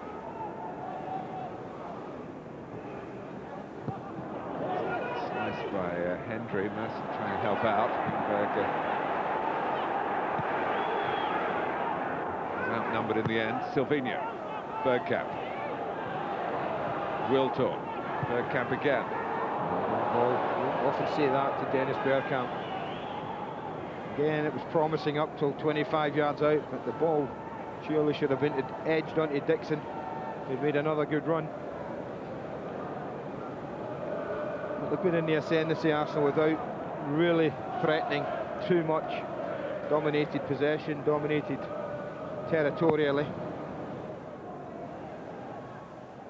We've got 2 teams not particularly confident, certainly not arrogant in the circumstances they find themselves in. Villa, that win last week, only their second in 10 in the Premiership. 8 points in that time, just 8 goals in those 10 games, and we've outlined for you Arsenal's difficulties away from home in the league. No one really prepared to take that extra gamble to perhaps make it happen. Not yet, anyway. Maybe it will as the game wears on, and I'm sure we've got the best of this fixture to come.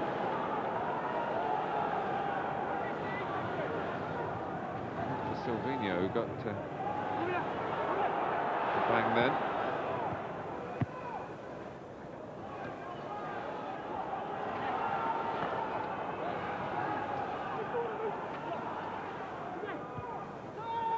Joachim.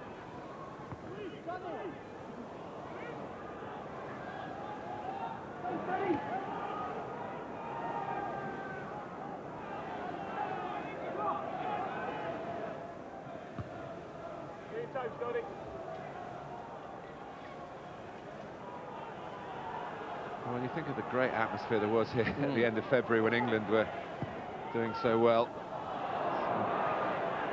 rather muted at the moment. An awful lot's made, isn't it, in games, so Martin, about the fans helping the team, but you know, sometimes fans need help, you know, and Villa really, as an attacking side, haven't given their fans anything at all. I think the first 2 minutes of the game was their most dangerous.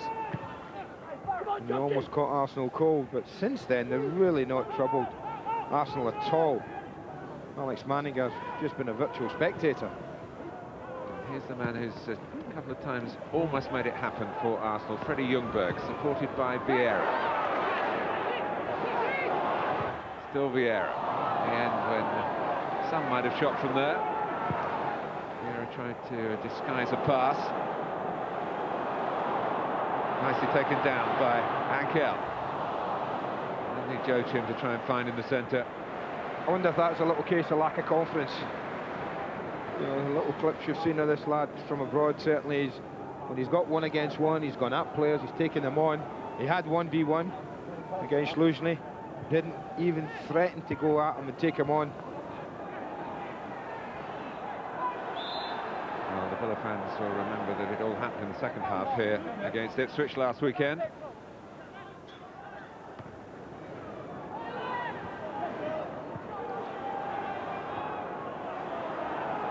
Silvinho. Oh, I mean, that's staggering, isn't it? You and I sitting up here, we're almost in line with Wiltord, and you're thinking, don't run, just hold your line. You're looking right across, and a player of international quality can wander offside that easily.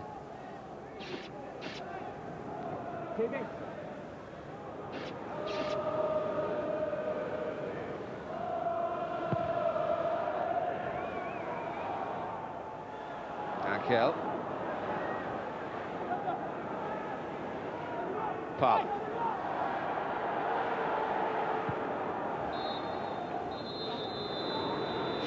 Well, no goals and not too much to get really excited about in the first half. Freddie Ljungberg with the best moments for Arsenal, who have looked the better of 2 rather tentative sides.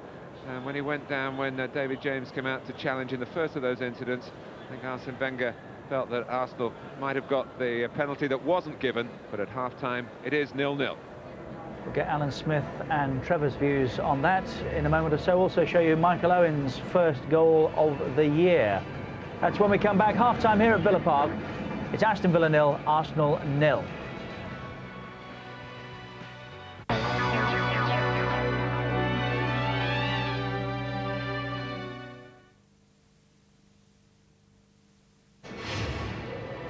£6:30 tonight, Sky Sports 3 from Spain. It's Real Mallorca against Real Madrid. 6:30 tonight, Sky Sports 3.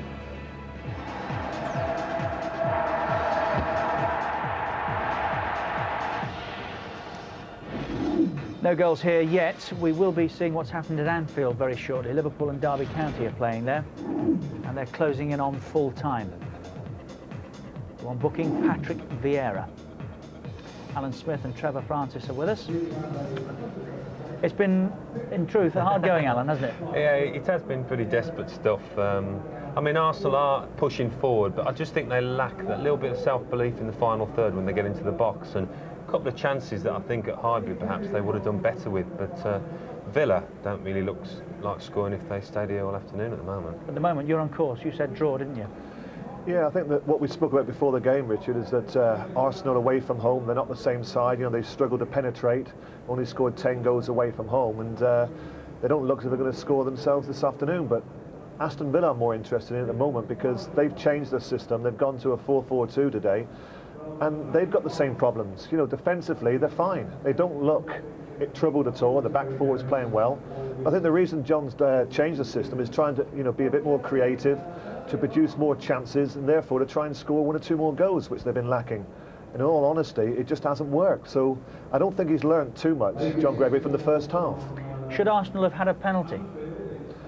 Well, I think it may have added to the game if this had been given a penalty, but because something was needed. I think there, Ljungberg overruns the ball, and I think it would have been really harsh if the referee had given a penalty there. I think that, you know, the right decision was a goal kick. Yeah, I don't think that was a penalty. I mean, he's made contact with the ball with his legs, hasn't he, David James? So you can say he's made slight contact. I don't think that was a penalty. I think Ljungberg has probably been Arsenal's most creative player and their best player in the first half, simply because every player has played off base. He's the only one that's actually, you know, tried to move away from the left-sided position, and he's linked quite well off the front. And I think that the positions that he's turned up in, just in front of the front two, has caused 1 or 2 little problems for Aston Villa. And if anyone's going to score, I think it might be Freddie Ljungberg. Angel, Alan, what have you made of him so far? Well, he looks way off the pace for me. You know, he's drifting offside. He doesn't look at the moment as if he knows where he's playing inside that team pattern. He looks a lost soul, and it is a problem for John Gregory because he's kept him out of the side for a while. Now he thinks, well, I'll put him back in, see if that rest has made a difference. And it doesn't seem to have. For me, he looks like a goal-getter, a poacher, who will get goals in a side creating chances, and I'm sure that's what he did for River Plate. But Villa aren't creating chances, so I don't think they're going to see the best of him yet. There were goals at Anfield. It's over there. Liverpool and Derby County. Derby 1 up through Dion Burton in about the 9th minute. This was Liverpool's equaliser. Michael Owen's first league goal of this year. A couple of bites at the cherry before finally that was converted. 1 win in 6 in the league for Liverpool. It's a big, big point for Derby, who are 8 clear now of Manchester City, who lie, of course, in 3rd place in that drop zone. No goals yet at Villa Park. Aston Villa 0, Arsenal 0. Second half of our Super Sunday game comes up next, live.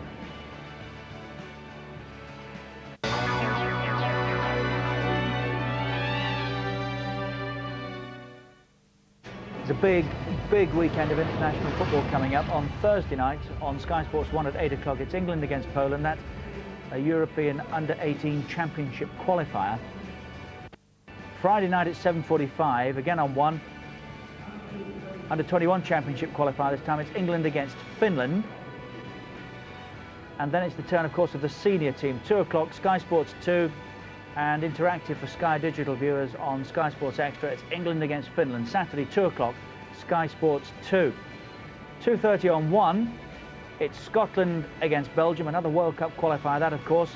And at 6 o'clock on the same day, Germany play Albania, both of course in England's group. That's Saturday at 6 on Sky Sports 1. It's Germany against Albania. We mentioned this campaign a little earlier, or rather Claire did. This is the start of the Hear the Cheer campaign. Nationwide soccer schools for the deaf, and they've had a good reception here today as well. It'll be the first ever, and we wish them well with their campaign. 1-1 it finished at Anfield, Liverpool and Derby County. That's a big point, Trevor, for Derby, isn't it? Does that ease them enough away, or are they heading the right way? They're not far away from safety. I think that since Christmas, Jim Smith's done a fantastic job. He's really turned it around there, and I believe they're heading the right direction. And he's, I would think, 3 or 4 more points away from being safe. 1 win in 6 in the league for Liverpool. It's not exactly a crisis, Alan, but it's not what they want, is it? No, I mean, the year when 3rd place is obviously in their side. They will be disappointed with that because, as Gerard Houllier keeps saying, it's the Champions League is where it's at for him this year, despite his progress in the Cup. So it was a great opportunity to steal a march on Arsenal, you know, if they don't get 3 points here, but he'll be upset with that. I wonder what the key is to performing consistently well in the league and in Europe. Manchester United seem to have cracked it, but nobody else has, have they? No, experience is one thing, I think, which is what United have learned, just to rotate. I don't think anybody rotates as well as Alex Ferguson does, and all the players remain hungry, and for every single game that they play, that they're up for, and the competitors aren't able to do that. You've had to rotate a lot of late, haven't you? I was just going to say the key to Manchester United is having the best players. That helps, doesn't it? As simple as that. Thierry Henry amongst Arsenal's substitutes today. No goals here yet. Will he be tempted, Trevor, Arsene Wenger, to put Henry on? Well, I was looking at both sides because, you know, they needed inspiration from somewhere. I think possibly Henry, a little bit later in the second half, will come on. And I would think that John Gregory is considering Dion Dublin. If you're going to play Merson in, especially Ginola, in wide areas, then I would think there's a case of playing Dion Dublin. For whom, or does it not matter? Well, I think at the moment, you know, I would certainly consider taking off the big boy, Angel. I think that Dublin and Joachim is quite a decent blend. I don't think it would be a good blend with Angel and Dublin together. So time for the second half then of Aston Villa against Arsenal, a Sky Sports production in widescreen, Dolby surround sound, and of course it's interactive for Sky Digital viewers on channel 404. That's Sky Sports Extra. Let's rejoin our match commentators Andy Gray and Martin Tyler. Thanks, Richard. You were talking about Thierry Henry. It was Henry who hit the Highbury winner against Villa in October. And the last Aston Villa team to concede a double in the league to the Gunners included my illustrious colleague alongside me, 1986-87 season. And also in the Villa side that day was Martin Keown. You tend to forget that. Well, that's why we lost the 2 games that year, though. He'll be listening, you know. I know.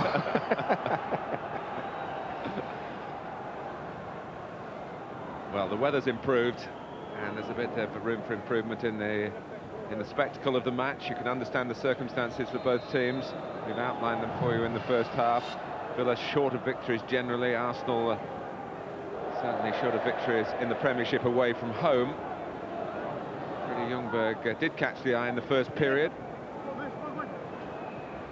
Here's Taylor.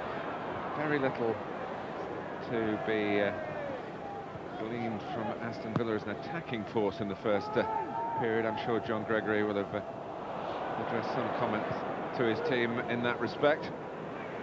Maybe getting the ball to Ginola more often if they can. No, Dixon's played him well though, Martin. You have to say, he's 37, you mentioned. Years of age, Lee Dixon knows all about Ginola, but he's played him really well.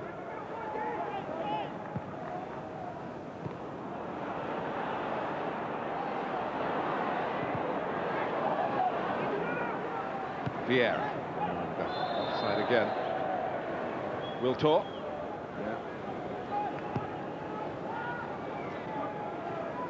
It's strange, Arsenal in the quarter-finals of the Champions League, the semi-finals of the FA Cup, their best place to finish second in the Premiership, and there's still something of a feeling of lack of fulfilment about the club.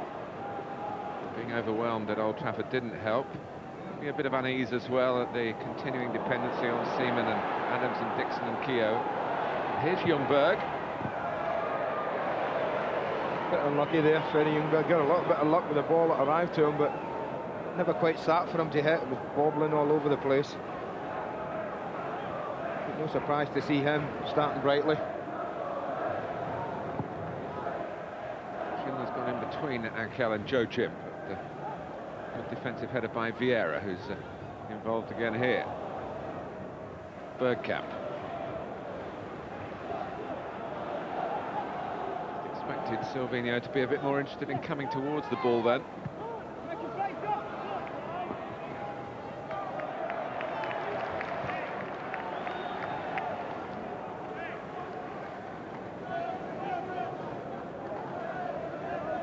We watch these excellent footballers with great expectations, but they're not robots, they are human beings. And you think of players like Ankel, for whom this is a big change in culture, of course, language, and the style of football. And here he is trying to get involved and show the public of Birmingham that he is worthy of that big transfer fee, just under £10 million.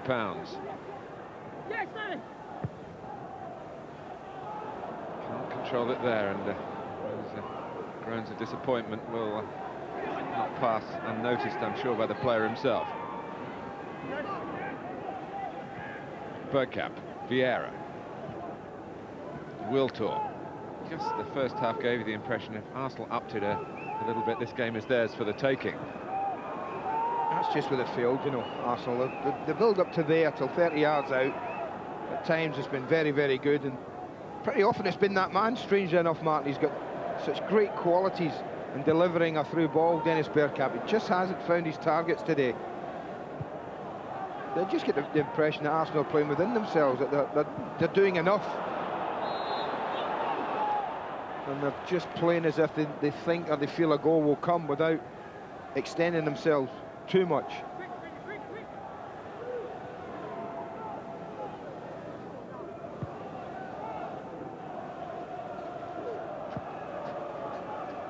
Dixon. As it was touched by Bergkamp. Wiltor picked off by the assistant with the flag. You better be careful, you'll be catching Angel in the offside stats very shortly. Hendry. Easy to get away from Lauren, but he did well there. On from Ankel to Jocic. Schindler waiting, not getting, because of the persistence of Patrick Vieira. Hendry. Slapped forward by Luzhny. Vieira. Bergkamp.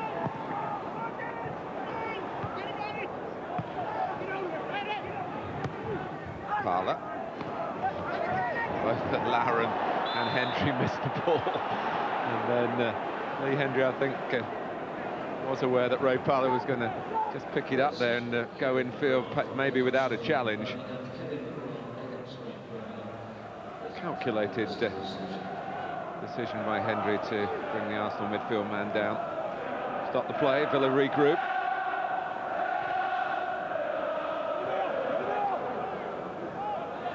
Good tackle by Ginola. Luzhny has to come across. Nicely done by Manninger. It's the easiest back pass to deal with. Lauren. Mondi coming forward. Nelson back in the right place to defend his part of the pitch.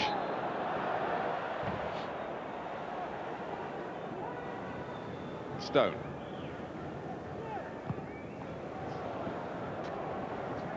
Stopped in his tracks by Ljungberg.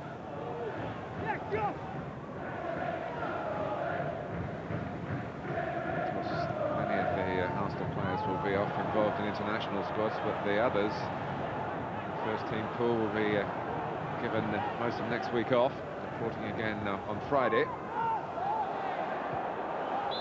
Bergkamp.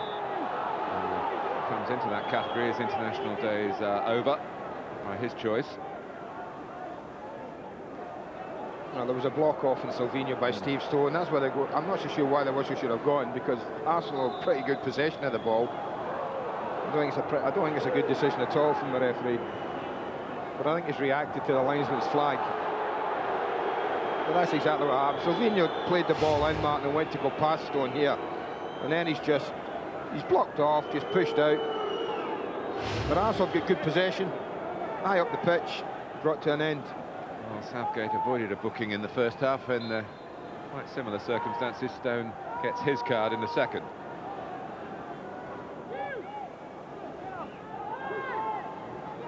Parler.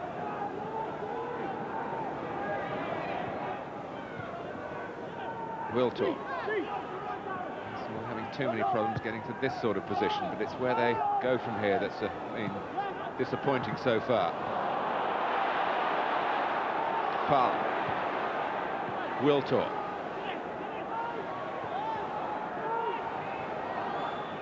Back for Vieira. Bergkamp turning into trouble in the shape of Alpine. Taylor. Ankel was a bit back on his heels. He's desperately short of confidence, the Colombian. On from Parler. Here's Wiltor, more threatening for Arsenal this. Vieira. Well, Aston Villa wouldn't be too disappointed No. if Patrick Vieira letting fly from there. With all the options, yeah. When he has scored from 25 yards, etc., but that was particularly far out. The pressure's beginning to mount.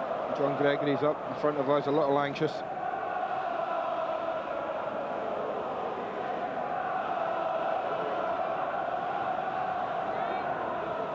Now doubling wondering whether he's going to get the call. Southgate's header. Lauren. Right, that was a good, purposeful header from Alan Wright towards Gillett. Just a clearance, it was a pass. Dixon. Touched on by Lauren. Hendry. It's a little unfortunate to in goes Southgate. Oh. No, you see, that's... Was the assistant's flag. Yeah, well, the referee's got a better view of that. He's got a clear view of it. Now, he lets play go on. I mean, I think it was a touch-and-go decision, but he's square on. The linesman's not in the best position to see that, because he's looking from behind Gareth Southgate. You can see Southgate takes the ball, the referee's square on, he allows it to go.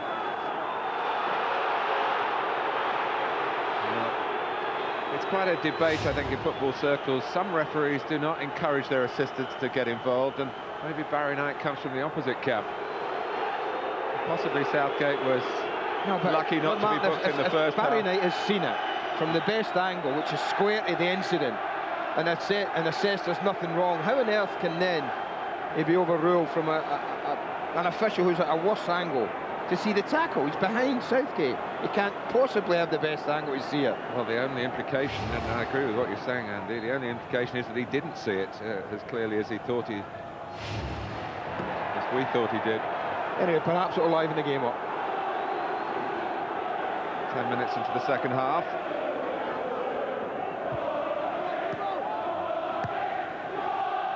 Let's beg the question, had he been booked as perhaps he should have been in the first half, we would have made of that sort of decision. All ifs and buts, but it has injected some spice into the spectators, who are roaring again. Well, Angel getting drawn deeper and deeper, just catches him. Look how high the foot is. I mean, if that ain't a free kick, then I'm not so sure what would be. I don't know what they can argue about there. Silvino scored some spectacular goals in his time with Arsenal, but he's always the most eager to have a crack from the distance that is normally very encouraging to Brazilian players, but he's set up here by Bergkamp. Well, hits powerfully enough, but like most of the efforts we've seen today, they've all flown very high and handsome. I think when you look at Villa, one thing I think they know, and what we've seen from Villa this season, Mark, even though they don't play well, and that's been more often than not when we've been there with our cameras, if they hang in at 0-0, I'm thinking of Everton away, they pinched it very late on from Paul Merson. I'm thinking of more recently Sunderland, when they didn't play well, suddenly I think with only the second shot on target, Julian Joachim gave them a lead. They almost won that game. So they hang on in there, and they're confident that they're going to get a chance. Referee and assistant, I think, saw it the same this time, and Lee Mason was certainly flagging again.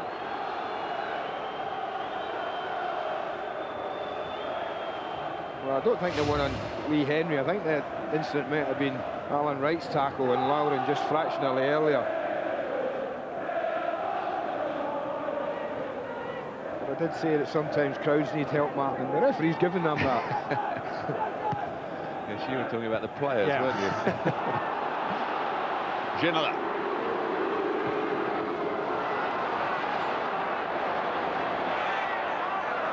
Rosemary turns away from Joachim, tidies up for Arsenal. Southgate. Hendry. It's kicked by Merson, but it fell kindly for Taylor. Hendry can't get it wide. He was trying to pick out Steve Stone. Vieira was snapping in.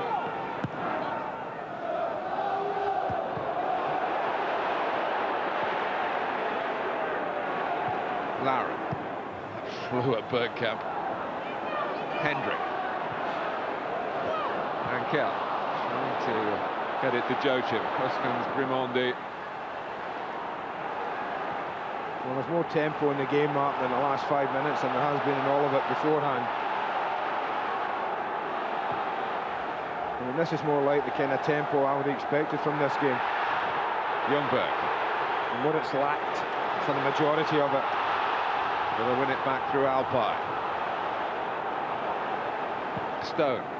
Ankel. Tidally done. Merson. Put the arm down by the side. Lauren.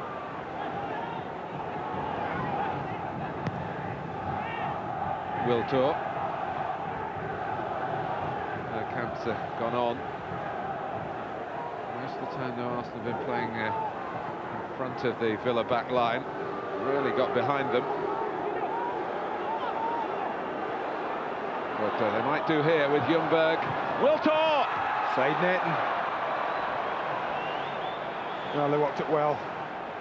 And that's when if Villa play Merson and Ginola wide, Martin, where they get caught again. You see Merson not getting back here. There's a 2v1 situation. Steve Stone really has got nowhere to go. The angle's against Wiltor because he's a little bit too beyond the near post to get enough turn on the ball and really trouble the goalkeeper.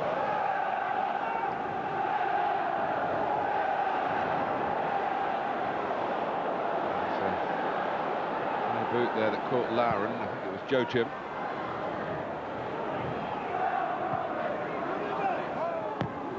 Ginola. Parler.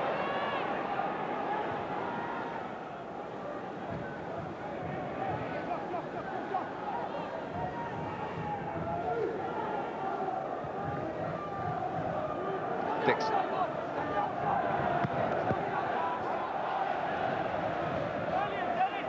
He does that willingly enough, David Ginola, and reads the play, but it's just chasing back that is not natural to his game.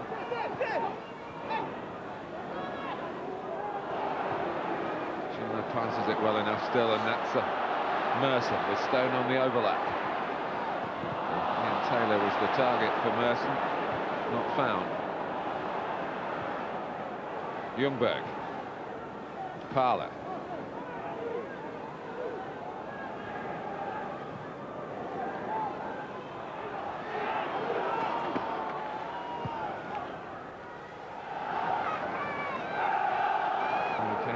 Thinking about goalkeepers, expecting a comparison between David James and David Seaman. If you missed the earlier news, Seaman woke up this morning in the team's hotel with a recurrence of a back injury that almost ruled him out for the match in Munich on Wednesday. It's Manninger. He's played more than 60 games for Arsenal now, needed again. He's had a pretty quiet time. Well, to be fair, if David James had played, Martin, and Todd Grip was sitting watching and trying to get some ideas about who would be better, he's seen nothing from either keeper. Angel had drifted well offside, Martin. I'm not so sure how far Joachim was and how close. It must have been a lot closer for Julian Joachim. Angel goes pretty early. He's gone. In fact, either of them. Goodness me, that's one of those borderline cases. It's just gone against Villa this time.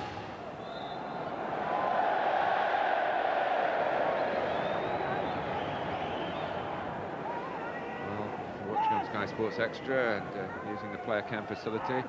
Julian Joachim, the man under scrutiny now.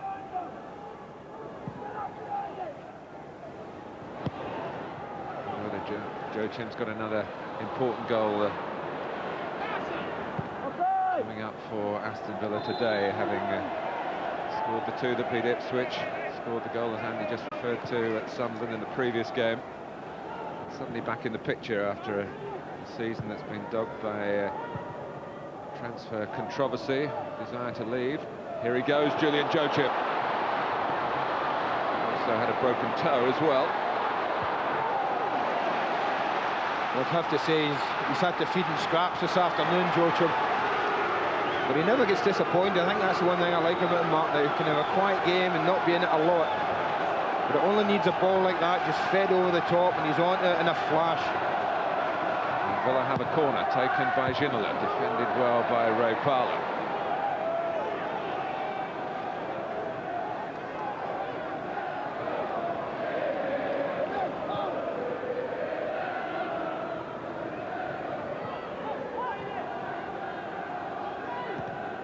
Right. Originally went in purposefully. Parlour to the feet of Bergkamp. Vieira, Silvino on the move down the left-hand side. Arsenal keep it central for the moment.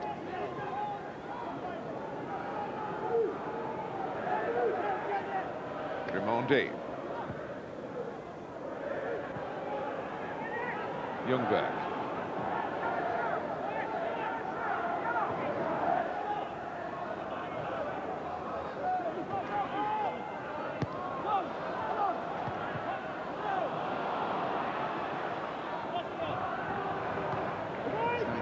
Skill at the moment in his own half of the pitch, David Ginola, and Arsenal closing in. Southgate did well to get some distance into that clearance.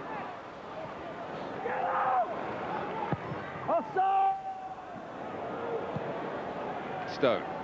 Merson.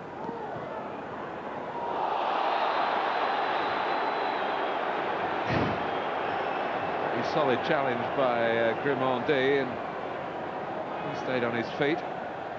The book's coming out.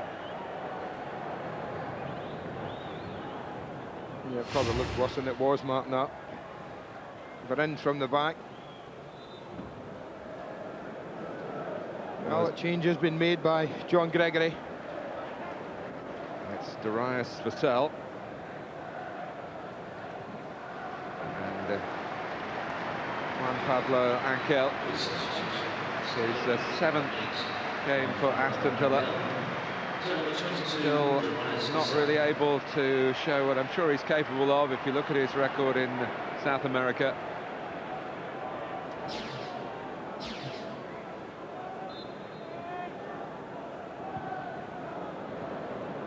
Merson. Needed defending by Arsenal, and it was Vieira who got it away.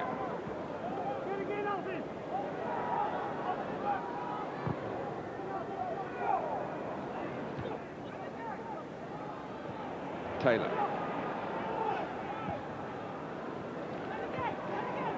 got a couple of little buzz bombs up front now, Aston Villa and Vassell and Joachim. It's Arsenal with the Parlour stretching his legs here. Wiltor to the right, and onside. No, the flag went up late, but it went up. Aston Villa delighted about that because Arsenal looked dangerous then. Well, it shouldn't be. This is a very, very poor decision if he's offside. I didn't think he was when the ball was played, but maybe that extra touch is what's taken him offside. It's very close again. Lucky to get away with that. I just think the extra touch that Ray Parlour took on the ball didn't help. 7 times Arsenal been offside, I bet you. Wiltor's been offside in 5 of them.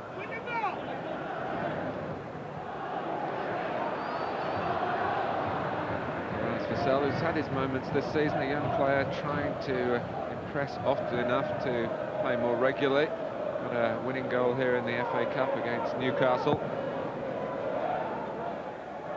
A couple of Premiership goals at Bradford.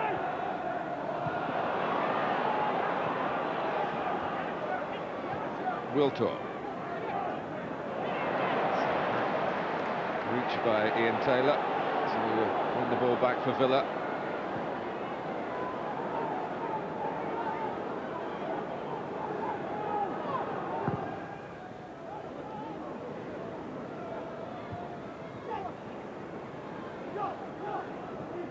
Taylor, Stone. Now Hendrick. It's been easy for him against Vieira and Lauren. He's sticking to it. Ginola coming in from the left-hand side. The shot by Joachim. Well, when you're high in confidence, and he certainly is, you'll take these things on. I just wonder if Arsenal are going to pay, Mark, for not making their possession and territorial dominance count. For over an hour, they've been the better side and haven't really gone on and threatened Villa enough. Gotten the breakthrough. Wiltor. Parler. Bergkamp. Anything a little more powerful with the touch. If it had gone in that direction, it might have got past the dive of James. Even a little deflection of Alpay as he tried the block. Might well have taken even a half-hit shot past David James.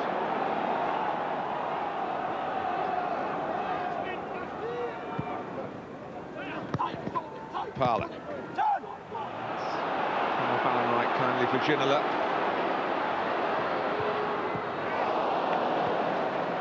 Anticipation was high there by Luzhny.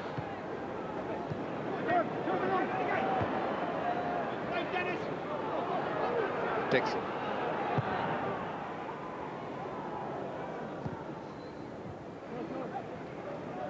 Silvinho.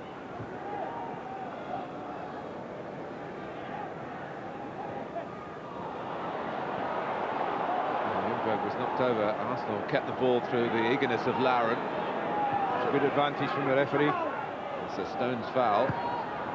Bergkamp's cross. Stone back in the right position to defend. Arsenal and Ginola are looking to combine. They haven't been close to each other in many passages of play, if any. They're so conscious of trying to keep their slots in the side for the good of the side. Couldn't accuse them of being self-indulgent today. Individual talents capable of still tilting this match Aston Villa's way in the last quarter of it now.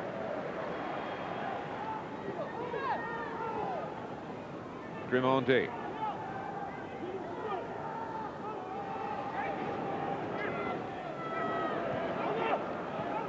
Parler, good ambition by the centre-back.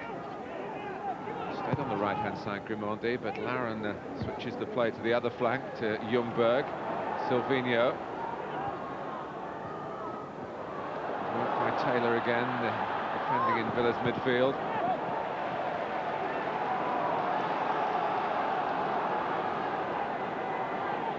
Wiltor. Lauren. Now Dixon. 20 minutes left.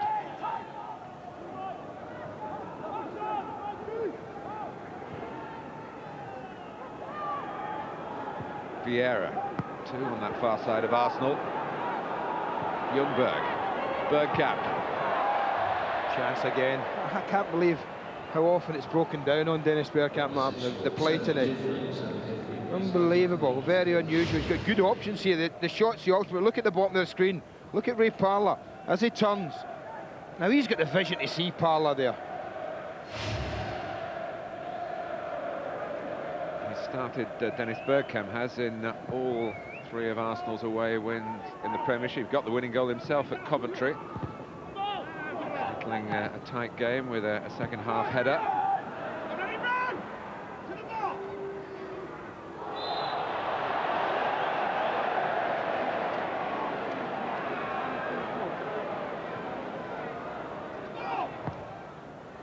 Ginola's ball towards Ian Taylor. Tucked away from Taylor by Vieira. Well, it's been a game of few openings. Maybe a successful set piece will settle the issue for one team or the other. It's Villa's chance here with the corner. Alpay is up. Stone. Rather hope to get the ball with a header from the original corner than be chasing wide left to try and keep it in. He's been a good signing though for Aston Villa. He's only missed 1 Premiership game, which I think was through suspension rather than injury. I think he's a defender first and foremost, Martin. I don't think people ever mind if your centre-backs are. What he is a no-nonsense. The art of defending is his. He doesn't bother too much about constructing too much, just gives it to someone who can. Ljungberg. Well, that was unlucky for Arsenal because there's good appreciation between the 2 left-hand side players. Well, they've been the best out of the whole pitch, Martin, where they've looked like they might get something going. Ljungberg and Silvinho. He's missed a lot of games recently, Silvinho. Injury, international call-ups for Brazil. Ashley Cole, of course. I'm just looking at Arsenal, Martin. They're not exactly quick in overcommitting two on the edge of the 6-yard box. You see them there, and there's another two, Grimaldi and Vieira, kind of half joining them. But no more than that in the 18-yard box. Vieira.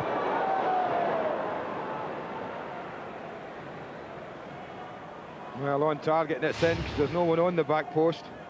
They leave it open. Well, if he finds the target with that, then he probably sneaks it inside the back post.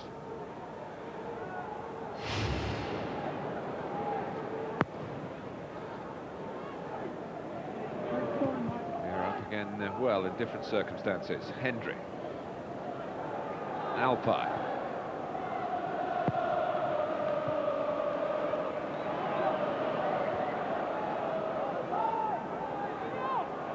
Arsenal are getting two players ready to come on. More on that in a moment. Ginola gives the ball away to Parler. Wiltor. Ray Parler roaring through the centre. Bergkamp knows that there are runners in the field. And now he's got Ljungberg coming from the far side. He looks for Freddie Ljungberg, and so too is David James.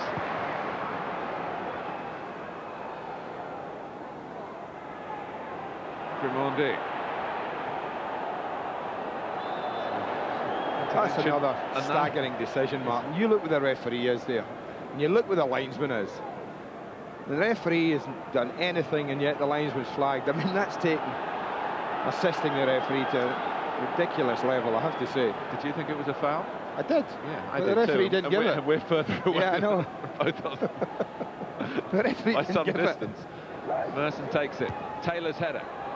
Possibilities here for Aston Villa as Southgate gets a touch, and Manninger was just losing his bearings for a moment, but Arsenal didn't lose a goal, and that's the bottom line at this stage for the Austrian goalkeeper. Well, we often talk about the calibre of players on the bench, an indication of the strength of the football club. I'll have to say this is no reflection on the way he's played, Freddie Ljungberg. He's been one of the better players on view today for 75 minutes. Certainly Arsenal's most dangerous player in terms of getting in behind Aston Villa, but Perez replaces him, and Thierry Henry comes on for Sylvain Wiltor. So Arsenal release into this match their leading scorer, and that could mean a difficult last 15 minutes for Alpine Southgate in particular.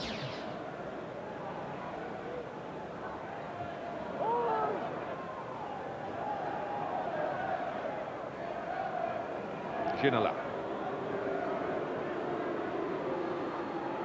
It's got Dixon backpedaling this time, but run down a cul-de-sac in the end.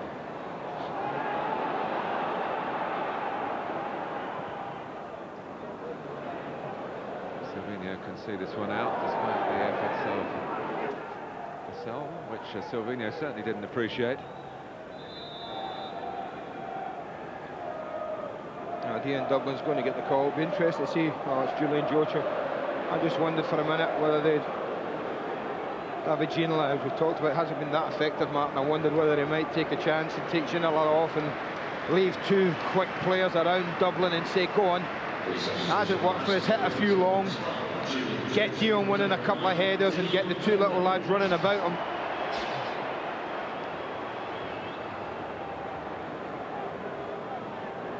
Dion Dublin always contributes to the overall good of the team, but it's a goal that he needs, and well, maybe coming from the bench after plenty of games in which he started, not scored since mid-December here against Manchester City. No, I just say, I mean, I think Julian Jochen's won enough headers in this game already against the two centre-backs to suggest that decent service from a decent area.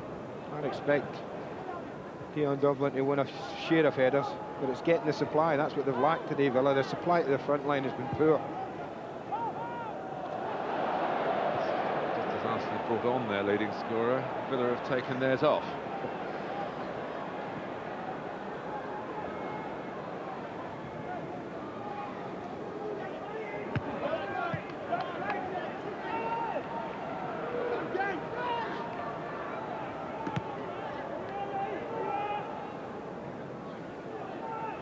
Dennis Bergkamp now the subject for our player cam on the Sky Sports Extra.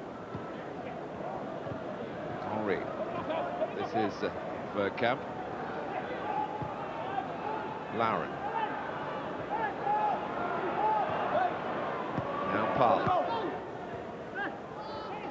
That's well worked by Arsenal this time, and then Lauren, having got in behind on the right-hand side, well, was quite obviously the sort of mistake that you don't expect really from a player of this calibre, but it's rather been that sort of day, Andy. It has, Matt. It hasn't really kicked off at all.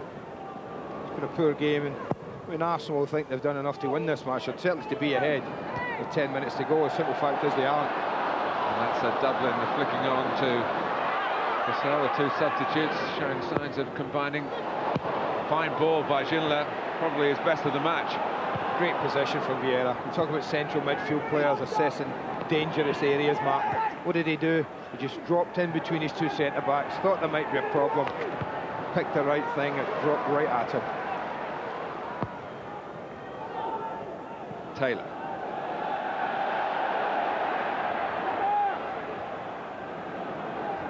$30,000 giving Ian Taylor a shout to Tom there.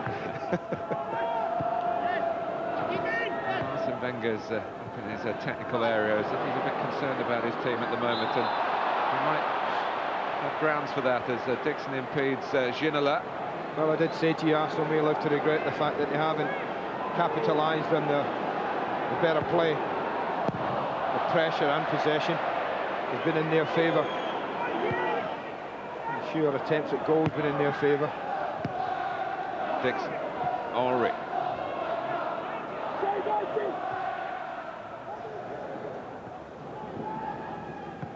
Perez.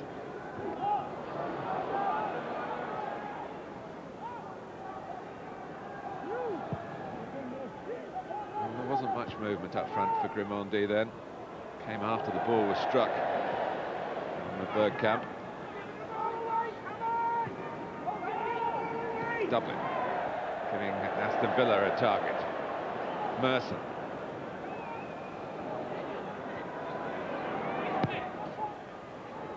There's only one goal between the two teams when they met at Highbury. That was in Arsenal's favour. Vassell. Good turning by Luzhny.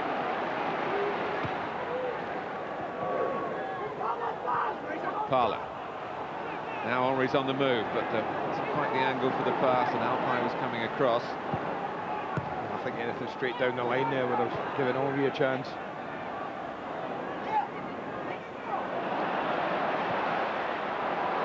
Vassell.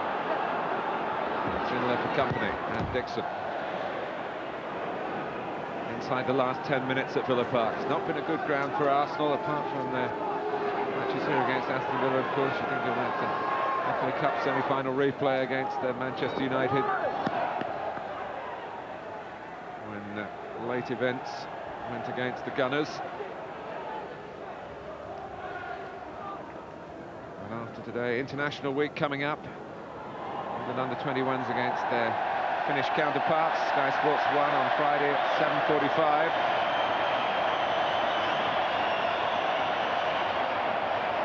On Saturday from Anfield at 2 o'clock, Sky Sports 2, Sky Sports Extra, the World Cup qualifier between England and Finland, with England in a must-win situation.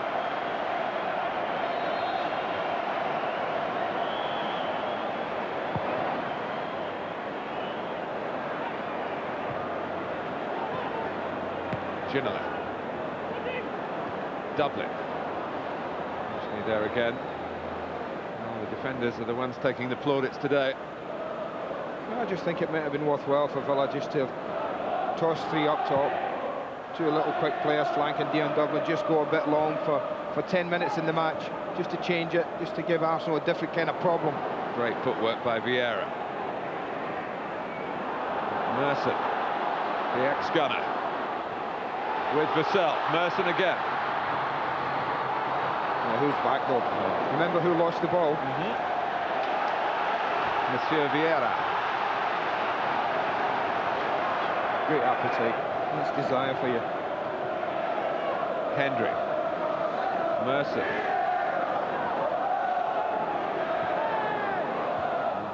up should have come to Arsenal's rescue. But they didn't want the game stopping because Laurens found a decent ball to Parla. Murray on the move, taking defenders with him. Bergkamp.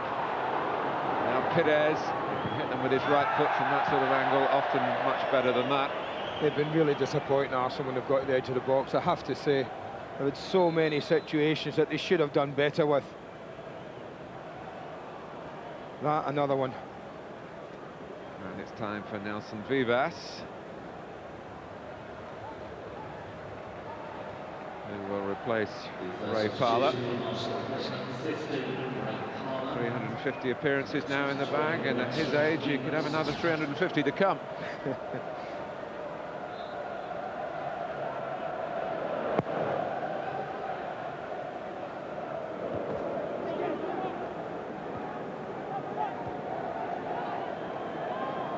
Pierre, Lowry.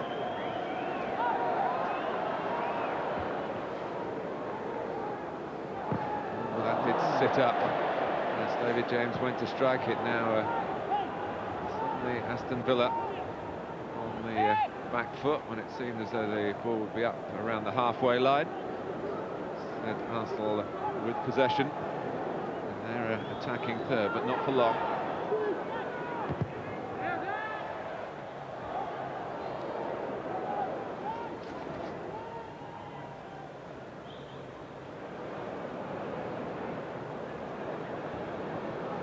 I think the majority of the game he'd be fairly pleased with, but again, with that away record, Martin, he'll be really disappointed, I think, that they haven't done more, they haven't done better in the last third. So much possession, so much dominance in that respect, and yet very, very little to trouble David James.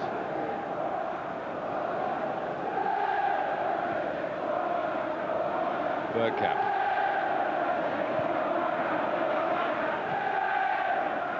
Vivas.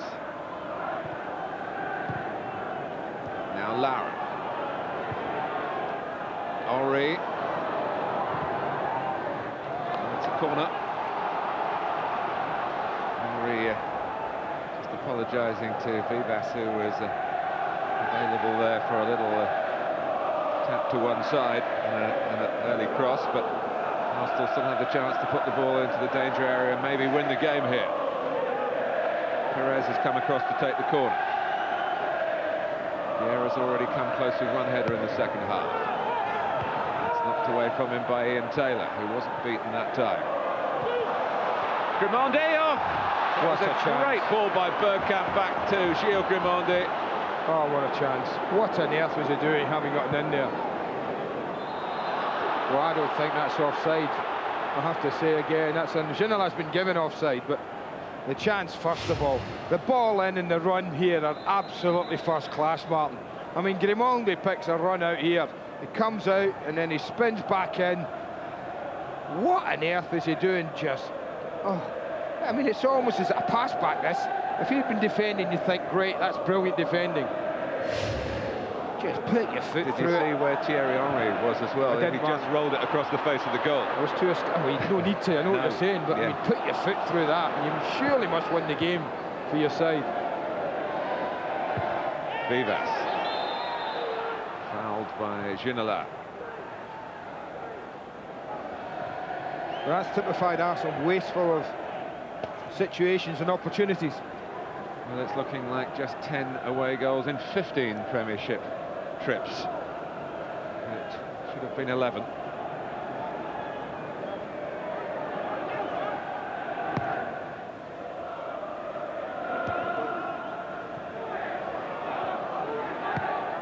Ginola.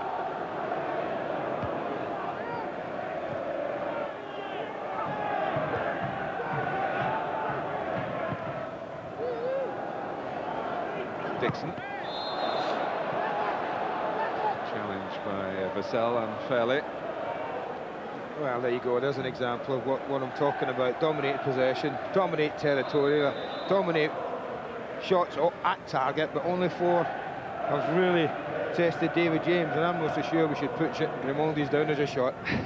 That was a pass back and everything but name. Bergkamp. Swept knocked away by Southgate. Dixon's header. 2 minutes plus added time to go.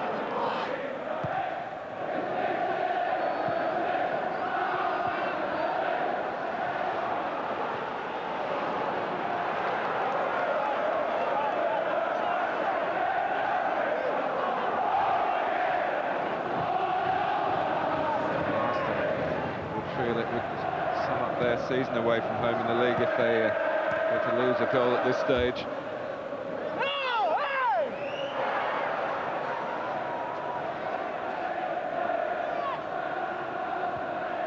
Cassell, Merson.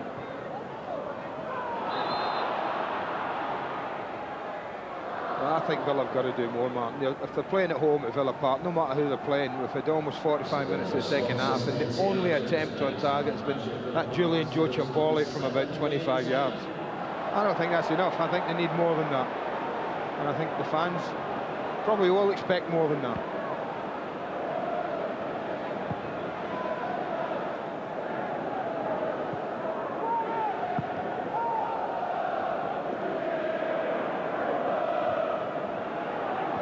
Pires. Bergkamp, a difficult one to take, and just rolled away from the Dutchman to allow Henry to make the challenge. Stone.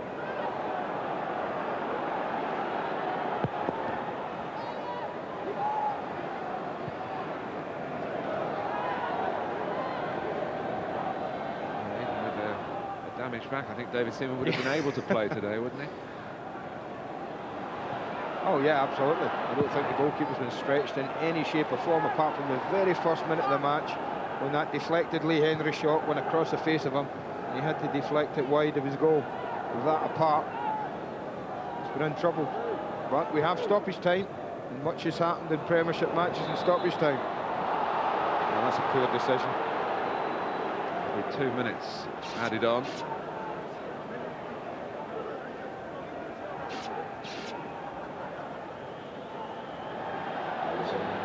The 5 wins if this stays level, or worse befalls Aston Villa in the limited time that remains. Only 5 home wins for them in the league this season, and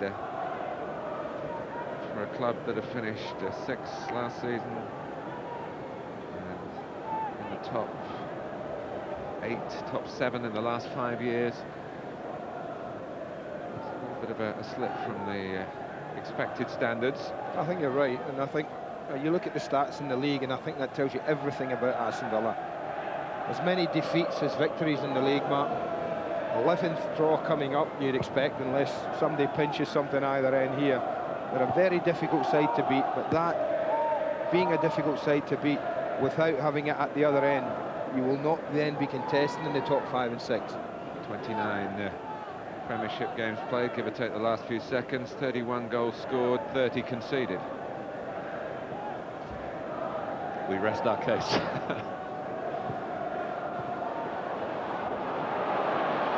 Quick pace here from Cassell. Grimondi has been booked. Arsenal haven't had a player red carded since those 2 for Vieira at the start of the season.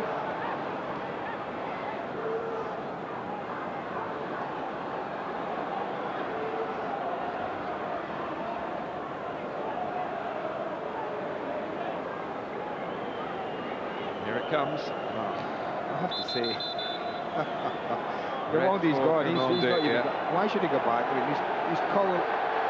I think it's a staggering decision, I have to say. Absolutely staggering. Always second here, and Marcel gets in.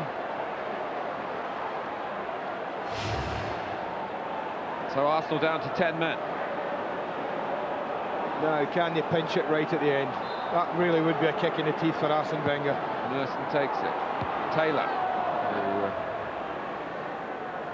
climbed well, scored plenty of goals for Villa in his time here, but couldn't make anything more of that free kick, and that late opportunity for Aston Villa to snatch all 3 points.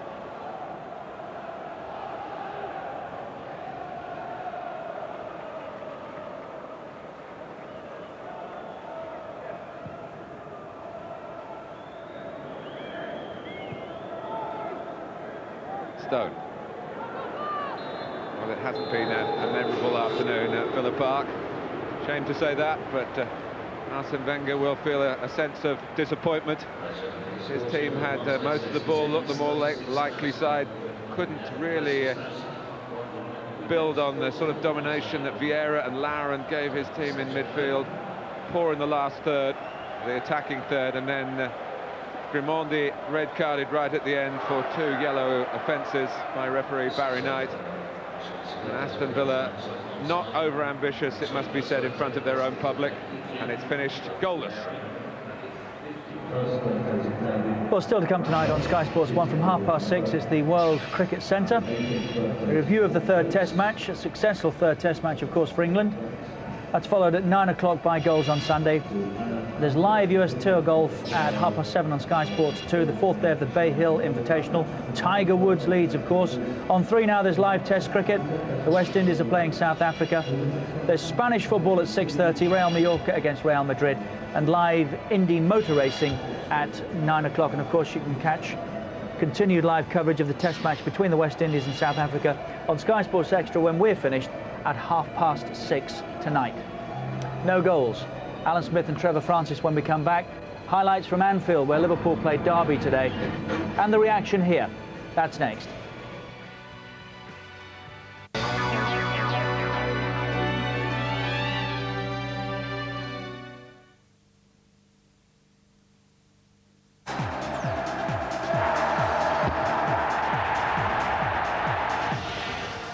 No goals. They were at Anfield today, Liverpool and Derby County. We'll see them very shortly. The Gunners had by far the better of it in terms of attempts. 3 on target in 90-odd minutes from Aston Villa, the home side. 5 cautions, 2 for Grimondi, of course. I cannot remember a bad challenge in that game.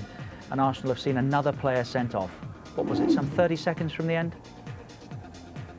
Barry Knight. Claire Tomlinson is with the man of the match. Patrick, it was a very quiet game. Why do you think it didn't really get going today? I don't know. I think it was really cold today, but it's not the only reason. I think the both team was really poor today, and nobody really enjoyed the game. Did you cancel each other out, do you think? Yeah, I think both teams was a little bit afraid to play forward, and our performance was really poor, but we did not lose the game. That's really, really important for us. Arsene Wenger rested several players. Do you feel as a squad that you're perhaps feeling a bit tired at the moment? No, it's true. We play so many games, but we are professional and we prepare to it. But to play 2-3 games a week is really difficult. But that's our job. We have to enjoy it. But today's 3 was really difficult physically. Perhaps the best chance of the game came in the last 5 minutes and it fell to Gilles Grimondi. Yeah, of course, he got a tremendous chance. I think he missed it. So, of course, we are really disappointed because I think we can win the games today, so we are a little bit disappointed, yeah. Do you really feel this is 2 points dropped? Yeah, of course, I think it's 2 point drops, yeah. Away from home, there seems to be a problem collecting those points. Can you put your finger on why that might be? I don't know, it's really difficult to explain, because we want to win every game, we play well, of course, but I think when the team play against Arsenal, they want to do really well. So it's really something is really difficult to explain. Well, you are man of the match, Patrick. Well done. Thank you. Paul, it was pretty poor to watch. What was it like to play in? It was poor. I think both teams just cancelled each other out. Both went 4-4-2, and it was a pretty boring game. You know, when we're down at the bottom, we need the points at the moment, and we sort of just cancelled each other out. Obviously, we never had so many chances, but you know, we're playing against a top-quality team. We've got a chance of winning the European Cup, so it's a good draw for us.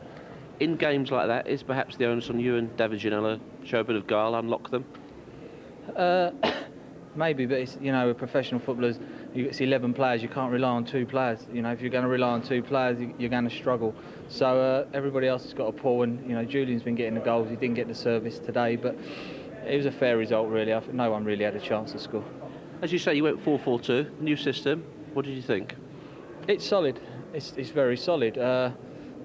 You're not going to score many, really, until you get it properly. You know, it's the second time we've played it, but we're not going to let in many. We've got a good defence. It's solid. It's a foundation for the rest of the season. Hopefully we can go on and be unbeaten, and the way we play today, we probably will. Is that perhaps, though, really, as Villa's season's been like, only twice you've managed to get 2 wins on the trot? Yeah, it's been inconsistent. That's, you know, you go through all the leagues. Whoever's consistent is at the top of the league in all their leagues. So that's the difference between us and a lot of the teams this season, is consistency and confidence. Well, it's over anyway, so thanks, Paul. Thank you. Bye, Jeff.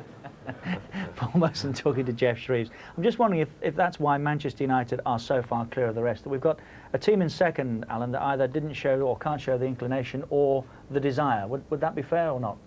Yeah, I think it's the urgency as much as anything. They just don't seem to be able to play at the same tempo with the same desire as they do at Highbury. You know, they've got the same players out there. And I said before the match that I looked through Arsenal's team sheet and I expected them to beat Villa today, and I think they should have. But time and time again, it hasn't happened away from home, and I think it's something that Arsene Wenger has got to look at closely. You were right. Yeah. Draw, you said? Well, I was kind when I said 1-1. I was hoping for 1-1, but in my heart I thought it was going to be 0-0. We'd have loved 1-1. I feel sorry for Grimandi. I thought he had an outstanding game. He should have been making the headlines tomorrow, being the match winner. He missed what was probably the only real clear-cut chance of the whole match. Why he just didn't, you know, blast it as hard as he could from, what, 10 yards? I don't know. But in the end, he gets sent off where... Happened to you the other night, didn't it, with Darren Pearce? It did. So late in the game. Now, it's probably, strictly speaking, the referee's absolutely right there by the rule book. So what's your complaint? Well, I think that, you know, I've no disagreement with the referee. I think he had to make the decision. But, you know, as professional, football people, you know, we had lost the game 2-0 against Blackburn. The game has got 30 seconds to go. You know, I'm sure the referee can blow the whistle and say, well, that's the end of the match. Today, literally from the first 5 minutes, you get the feeling that no one was going to win the game. You know, 2 minutes of injury time's gone up. We had played almost the 2 minutes. If the referee had blown 10 seconds earlier, that would have been the end of it. Nobody would have complained, and Arsenal would have gone off the 11 players where they started from. And, you know, to have Grimandi sent off now, he's going to be suspended. It just seems totally unnecessary. Story of the game. This could be short. It just never got going, did it, in truth? Well, why? Well, I think that, you know, neither side created enough opportunities. I didn't think they were adventurous enough. I would think we're doing a slight disrespect to the defenders, because the one thing we never give credit to is the defending. I thought that both teams had a good shape. You know, they had 2 banks of 8, and they made it very difficult for the opposition to create opportunities. There were 1 or 2 isolated incidents like this with Ljungberg. I thought he was the most adventurous, possibly Arsenal's best defensive player. He was lucky to get brought off, wasn't he? Yeah, he got in a couple of times in that first half. He came off the wide area, linked him behind the front, and I thought his movement was excellent. I think Villa's point of view, I still think Gregory's got something to do with regards to that shape with Ginola and Paul Merson either side of the 4 in midfield. It still doesn't seem to work, does it? Well, they're probably the 2 most talented players on Villa's books. And by playing 4-4-2, it gets Ginola in the team. But what I think it also does is it takes away from what Merson gives you. I think Merson needs the width of the pitch to try and express himself, to find the type of space that he needs. And I think he's instrumental to Aston Villa. Now, playing in a wide area like that, it really restricts him. And I think that you're not going to get the best of Paul Merson playing in that wide area. And it's a problem for John. You know, he's got to make a decision. Does he stick with a 4-4-2, or does he go back to 3-5-2? That's the first booking, isn't it? I mean, if you see this from behind, he's gone into challenge with the ball and he's stopped, hasn't he? And he's not done anything. He's not done anything, and that was his downfall, because the second foul was technically a booking, you could argue. Yes, because once Vassell, you know, got the other side of him, there was no way that Grimandi was going to catch him. 5 yellow cards during the course of the game. It just wasn't that type of match, was it? It wasn't that type of match. And we were talking, weren't we, about balls being played into the box. I mean, Dennis was on his own there, but too many times they were cutting the ball back and instead of just trying to get in front of the keeper. Yeah, I've noticed this with Arsenal. You know, on these 2 or 3 occasions they got to the byline, they never try and get a player across the front of the first defender into that near post area. They always look for the pullback, and that's where the chances came from today. This was a great ball, wasn't it? On 2 occasions, you know, this is the chance of the match. I think he's trying to loop that over, isn't he? It's a big man. He's seen it done on the television, and he's tried Well, once he gets it under control, he's got to put his foot through it and blast it as hard as he can and try and rip the back of the net. He's being closed down quickly, and I think he's just tried to take it early there, see? And yeah.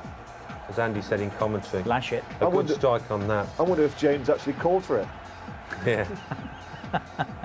And this is the sending off, isn't it? I mean, he's got a head, and yeah, he's caught him. I mean, you can't blame the referee, as you said, Trevor. It would be nice if they were allowed to show some common sense. First of all, he's gone there, hasn't he, and not given Barry Knight the satisfaction of showing the card. He's down the tunnel. He's trying to call him back the ref. The worst thing about it is he now misses the semi-final. Does he really? Well, that is heartbreaking when you look back at it, because it was such a meaningless incident, really. The game was dead. I mean, the game was never alive, really, but to miss the semi-final in those circumstances, it's a real sickness for him. One other thing, very briefly, Dion Dublin's had a wonderful career. He gets howls of derision when he comes on, and of irony every time he touches the ball, Trevor. That's, I mean, despite the fact fans pay their money, that's not the right thing to do, is it? No, it's not. He's a good professional, Dion. I think supporters, you know, they have their favourites, and Dion's got to keep working on his game, try and get himself a goal, and he'll be back in favour. I spoke about Julian Joachim early in the season. He was booed when he was on the touchline warming up. Now he's back in favour. They can change very, very quickly, and I hope they do with Dion, because I think every person in football have the utmost respect for Dion Dublin. You would just think that the Villa fans would remember what he's given the club, though, because he's an honest pro as well, isn't he? He isn't somebody that will hide in the game when things are going badly, and they're giving Angel the benefit of the doubt, and you applaud them for that, but going through a bad time now, Dublin, he needs the fans more than ever. No goals here at Villa Park today. Aston Villa 0, Arsenal 0. When we come back, show you what happened at Anfield, Liverpool and Derby County there. Big game for both of them. That's next.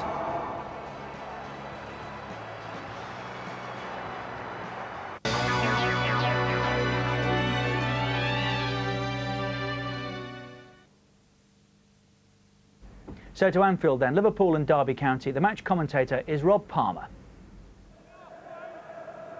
McAllister. Marcus Babbel. Taribo West. As far as Jari Litmanen. Looking fit and sharp on his restoration to the Liverpool starting lineup. Carbonari stationed himself at the near post. No, that's where Johnson's going to aim. It's over his head and a free header! And Derby County take the lead. Dion Burton kneecaps the ball in to stun Anfield into silence.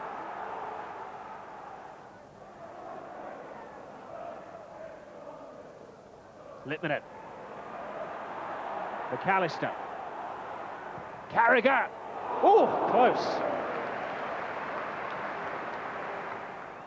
McAllister, a man's shot. Oakes has to be decisive, and he wasn't. Oh, he's very brave.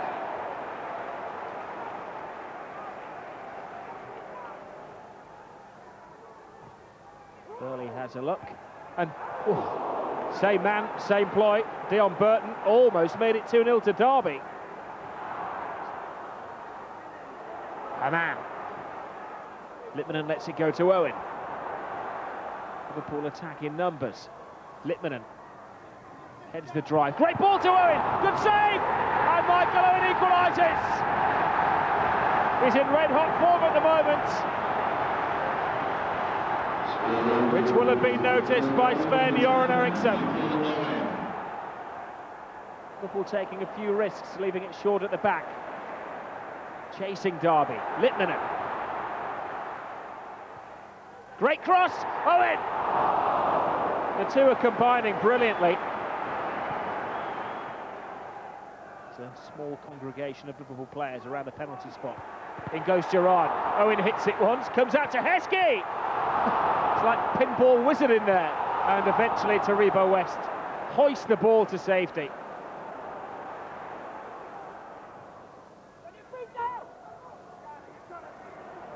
Owen. Gerrard. Looking fit, looking sharp, looking good. There's Michael Owen! Oh, so close.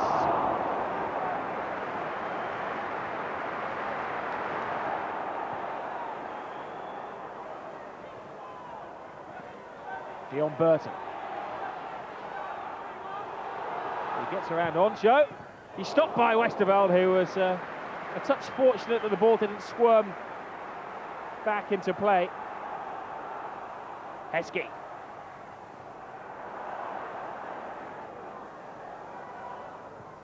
They've got West out of the centre, and Owen's there. The instincts are good. Owen. Gerrard's with him. Smeets in there. Good run, took it well. Still in play. Gerrard drives it in. West, the heart of everything. Owen! Owen! Yeah! Oh! Did it not go in? Smeets. Owen. Gerrard. Now Babel. Liverpool with countless chances. Can they make one pay? It's an uncertain clearance by Seth Johnson. Burton playing as a sole striker. It'll flick on. Here's a chance for Good Johnson! Oh, what a save! What a chance that was. 1-1 at Anfield today. Bottom three in the Carling Premiership is looking very, very bleak now for Bradford, and Coventry beaten this weekend. It's a long way between Coventry and Middlesbrough there, who of course picked up a terrific win. A point for Manchester City at Bradford, so still no change in the drop zone. Borough just outside, breathing a lot more easily now, but Everton not yet out of trouble. Point for Derby County, 35 now from their 30 played. They're joined, or rather join West Ham with the same total. Then it's Newcastle. It's a good job they've got 38 points, listening to Bobby Robson this weekend. He thinks his team could be just on the fringe of a relegation tussle. Aston Villa, 38 from their 29 played, up into 12th. And Tottenham there in 11th with 39 points. Ahead of them, Charlton falling this weekend, and Chelsea. Southampton up into 8th, 5 points off a Champions League place, the Saints. 5 straight wins, 7 clean sheets, terrific form. Leicester in 7th, then it's Liverpool who stays 6th, Leeds 5th, Sunderland 4th, Ipswich maintain their push in 3rd place, then it's Arsenal, and way, way, way in the distance, Manchester United. Let's hear from Arsene Wenger with Claire Tomlinson. Arsene, I know you were disappointed with the performance against Bayern Munich. What did you make of today's showing? I think we were organised, concentrated, and looked very solid. Looked as well that we could score, but I believe that maybe in the last third we had not enough belief, and as well that the pitch was atrocious today to play football. Is it your away bogey again? It's only 10 goals away from home this season. Yes, it's our problem a little bit, but it's very difficult to explain because at home we score many goals, and I think we played quite high and tried to get out from the back with passing the ball, but Villa was well organised as well, but our problem at the moment is to score goals, yes, away from home. There's a very low tempo to the game. Many players were booked in a game that didn't really have a bad tackle. Gilles Gramondi sent off in the 92nd minute. Do you feel the ref could have perhaps just blown the whistle and finished the game? Yes.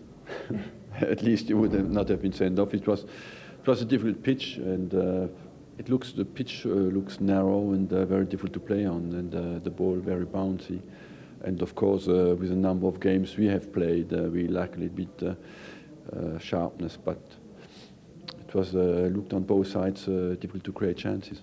5 minutes from the end, a chance did fall, funnily enough, to Gilles Gramondi. He could have been the match winner, ended up being sent off. Yes, I believe that he didn't really take his chance and just wanted to place the ball instead of hitting it hard, and it was a little bit in between in his mind, and finally he couldn't score. Of course, there is a ramification to the sending off. He'll now miss the semi-final. Yes, unfortunately. Big blow?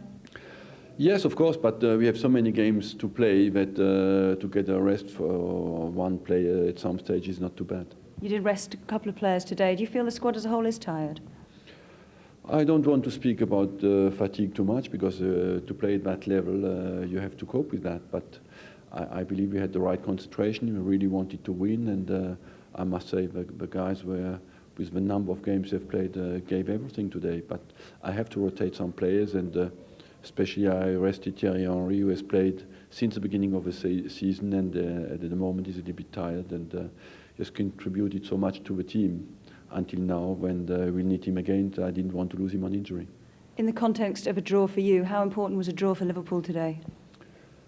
I don't know. We just needed we wanted to win, but at least a point, and finally we got the minimum. Thanks, Arsene. Thank you. Gilles Gramondi sent off here. He will miss the semi-final against Tottenham. 2 bookable offences. Here they are. Here's the first. Alan, is that a booking? No, I don't think it's anywhere near a booking. Joachim's just slightly off balance, and he doesn't even go through him, does he? It's a question of Joachim coming backwards, him just standing still almost and catching him with his knee. And in added time, in stoppage time, some, what, 2-3 minutes? Now, technically, Trevor, that is a booking, isn't it? It is. So the referee's got a problem, but...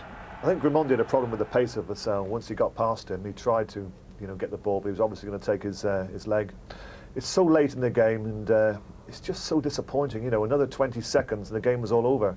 I think for many of these exactly 38, actually. Just was it? If we wish to be accurate. But if you're honest, Richard, for many of the supporters and many of the viewers, they'd have been happy if the game had been over at half-time, because it was such a bore that, 0-0 was a fair result, and it could all have gone home, and Grimond could have played in the semi-final. I mean, the only thing I'd say about that is that the referee, if he hadn't have booked him and sent him off, he would have got into trouble, as ridiculous as that is. I mean, the laws are so unbending at the moment that Andy made the point first half when Gareth Southgate pulled a player back. Now, we don't want to see players booked. There wasn't one in that game, was there, that perhaps should have been, but the laws of the game are such that Gareth Southgate should have been booked. That's a mandatory booking, isn't it? That's right. So is he in trouble anyway? Possibly is, yeah, possibly is. I think that's referees are down on that pitch feeling quite twitchy. I think, well, I've got to do what I'm expected to do. Sorry, Alan, Gareth Southgate was booked for a tackle where he actually got the ball. It shouldn't have even been a free kick. Let's hear from John Gregory. Here he is with Claire Tomlinson. John, you went with a 4-4-2 formation again today. Did you feel they were more confident? Yeah, we've done a lot of work on the training ground over the last couple of weeks, and they've settled into it quite well. From a defensive point of view, it was almost perfect. But on the offensive side, obviously there's still room for improvement.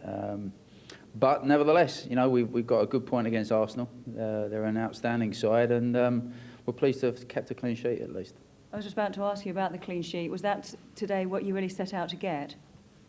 Well, you set out to get that every week, but obviously you want to try and do something at the other end. We didn't do enough on the offensive side. I think that speaks for itself. But we've always had the defensive side of it has always been our forte. And to get a clean sheet against Arsenal, who are second in the Championship at the moment and through the latter stages of the Champions League, from our point of view, it was a hard-earned point, but one that we'll take gladly. I think now we're about 1 in 6. I think 1 defeat in the last 6 games, and I think we just moved up another place today. It'd be nice to get back into that top half. A lot of games still coming up, a few more at home, so hopefully we can take maximum points. In summary, Alan, on Arsenal's behalf, what have you seen here today? What we've seen mostly from them all season away from home, a team lacking in a bit of self-belief for whatever reason that is, because they shouldn't be with the talent in the side.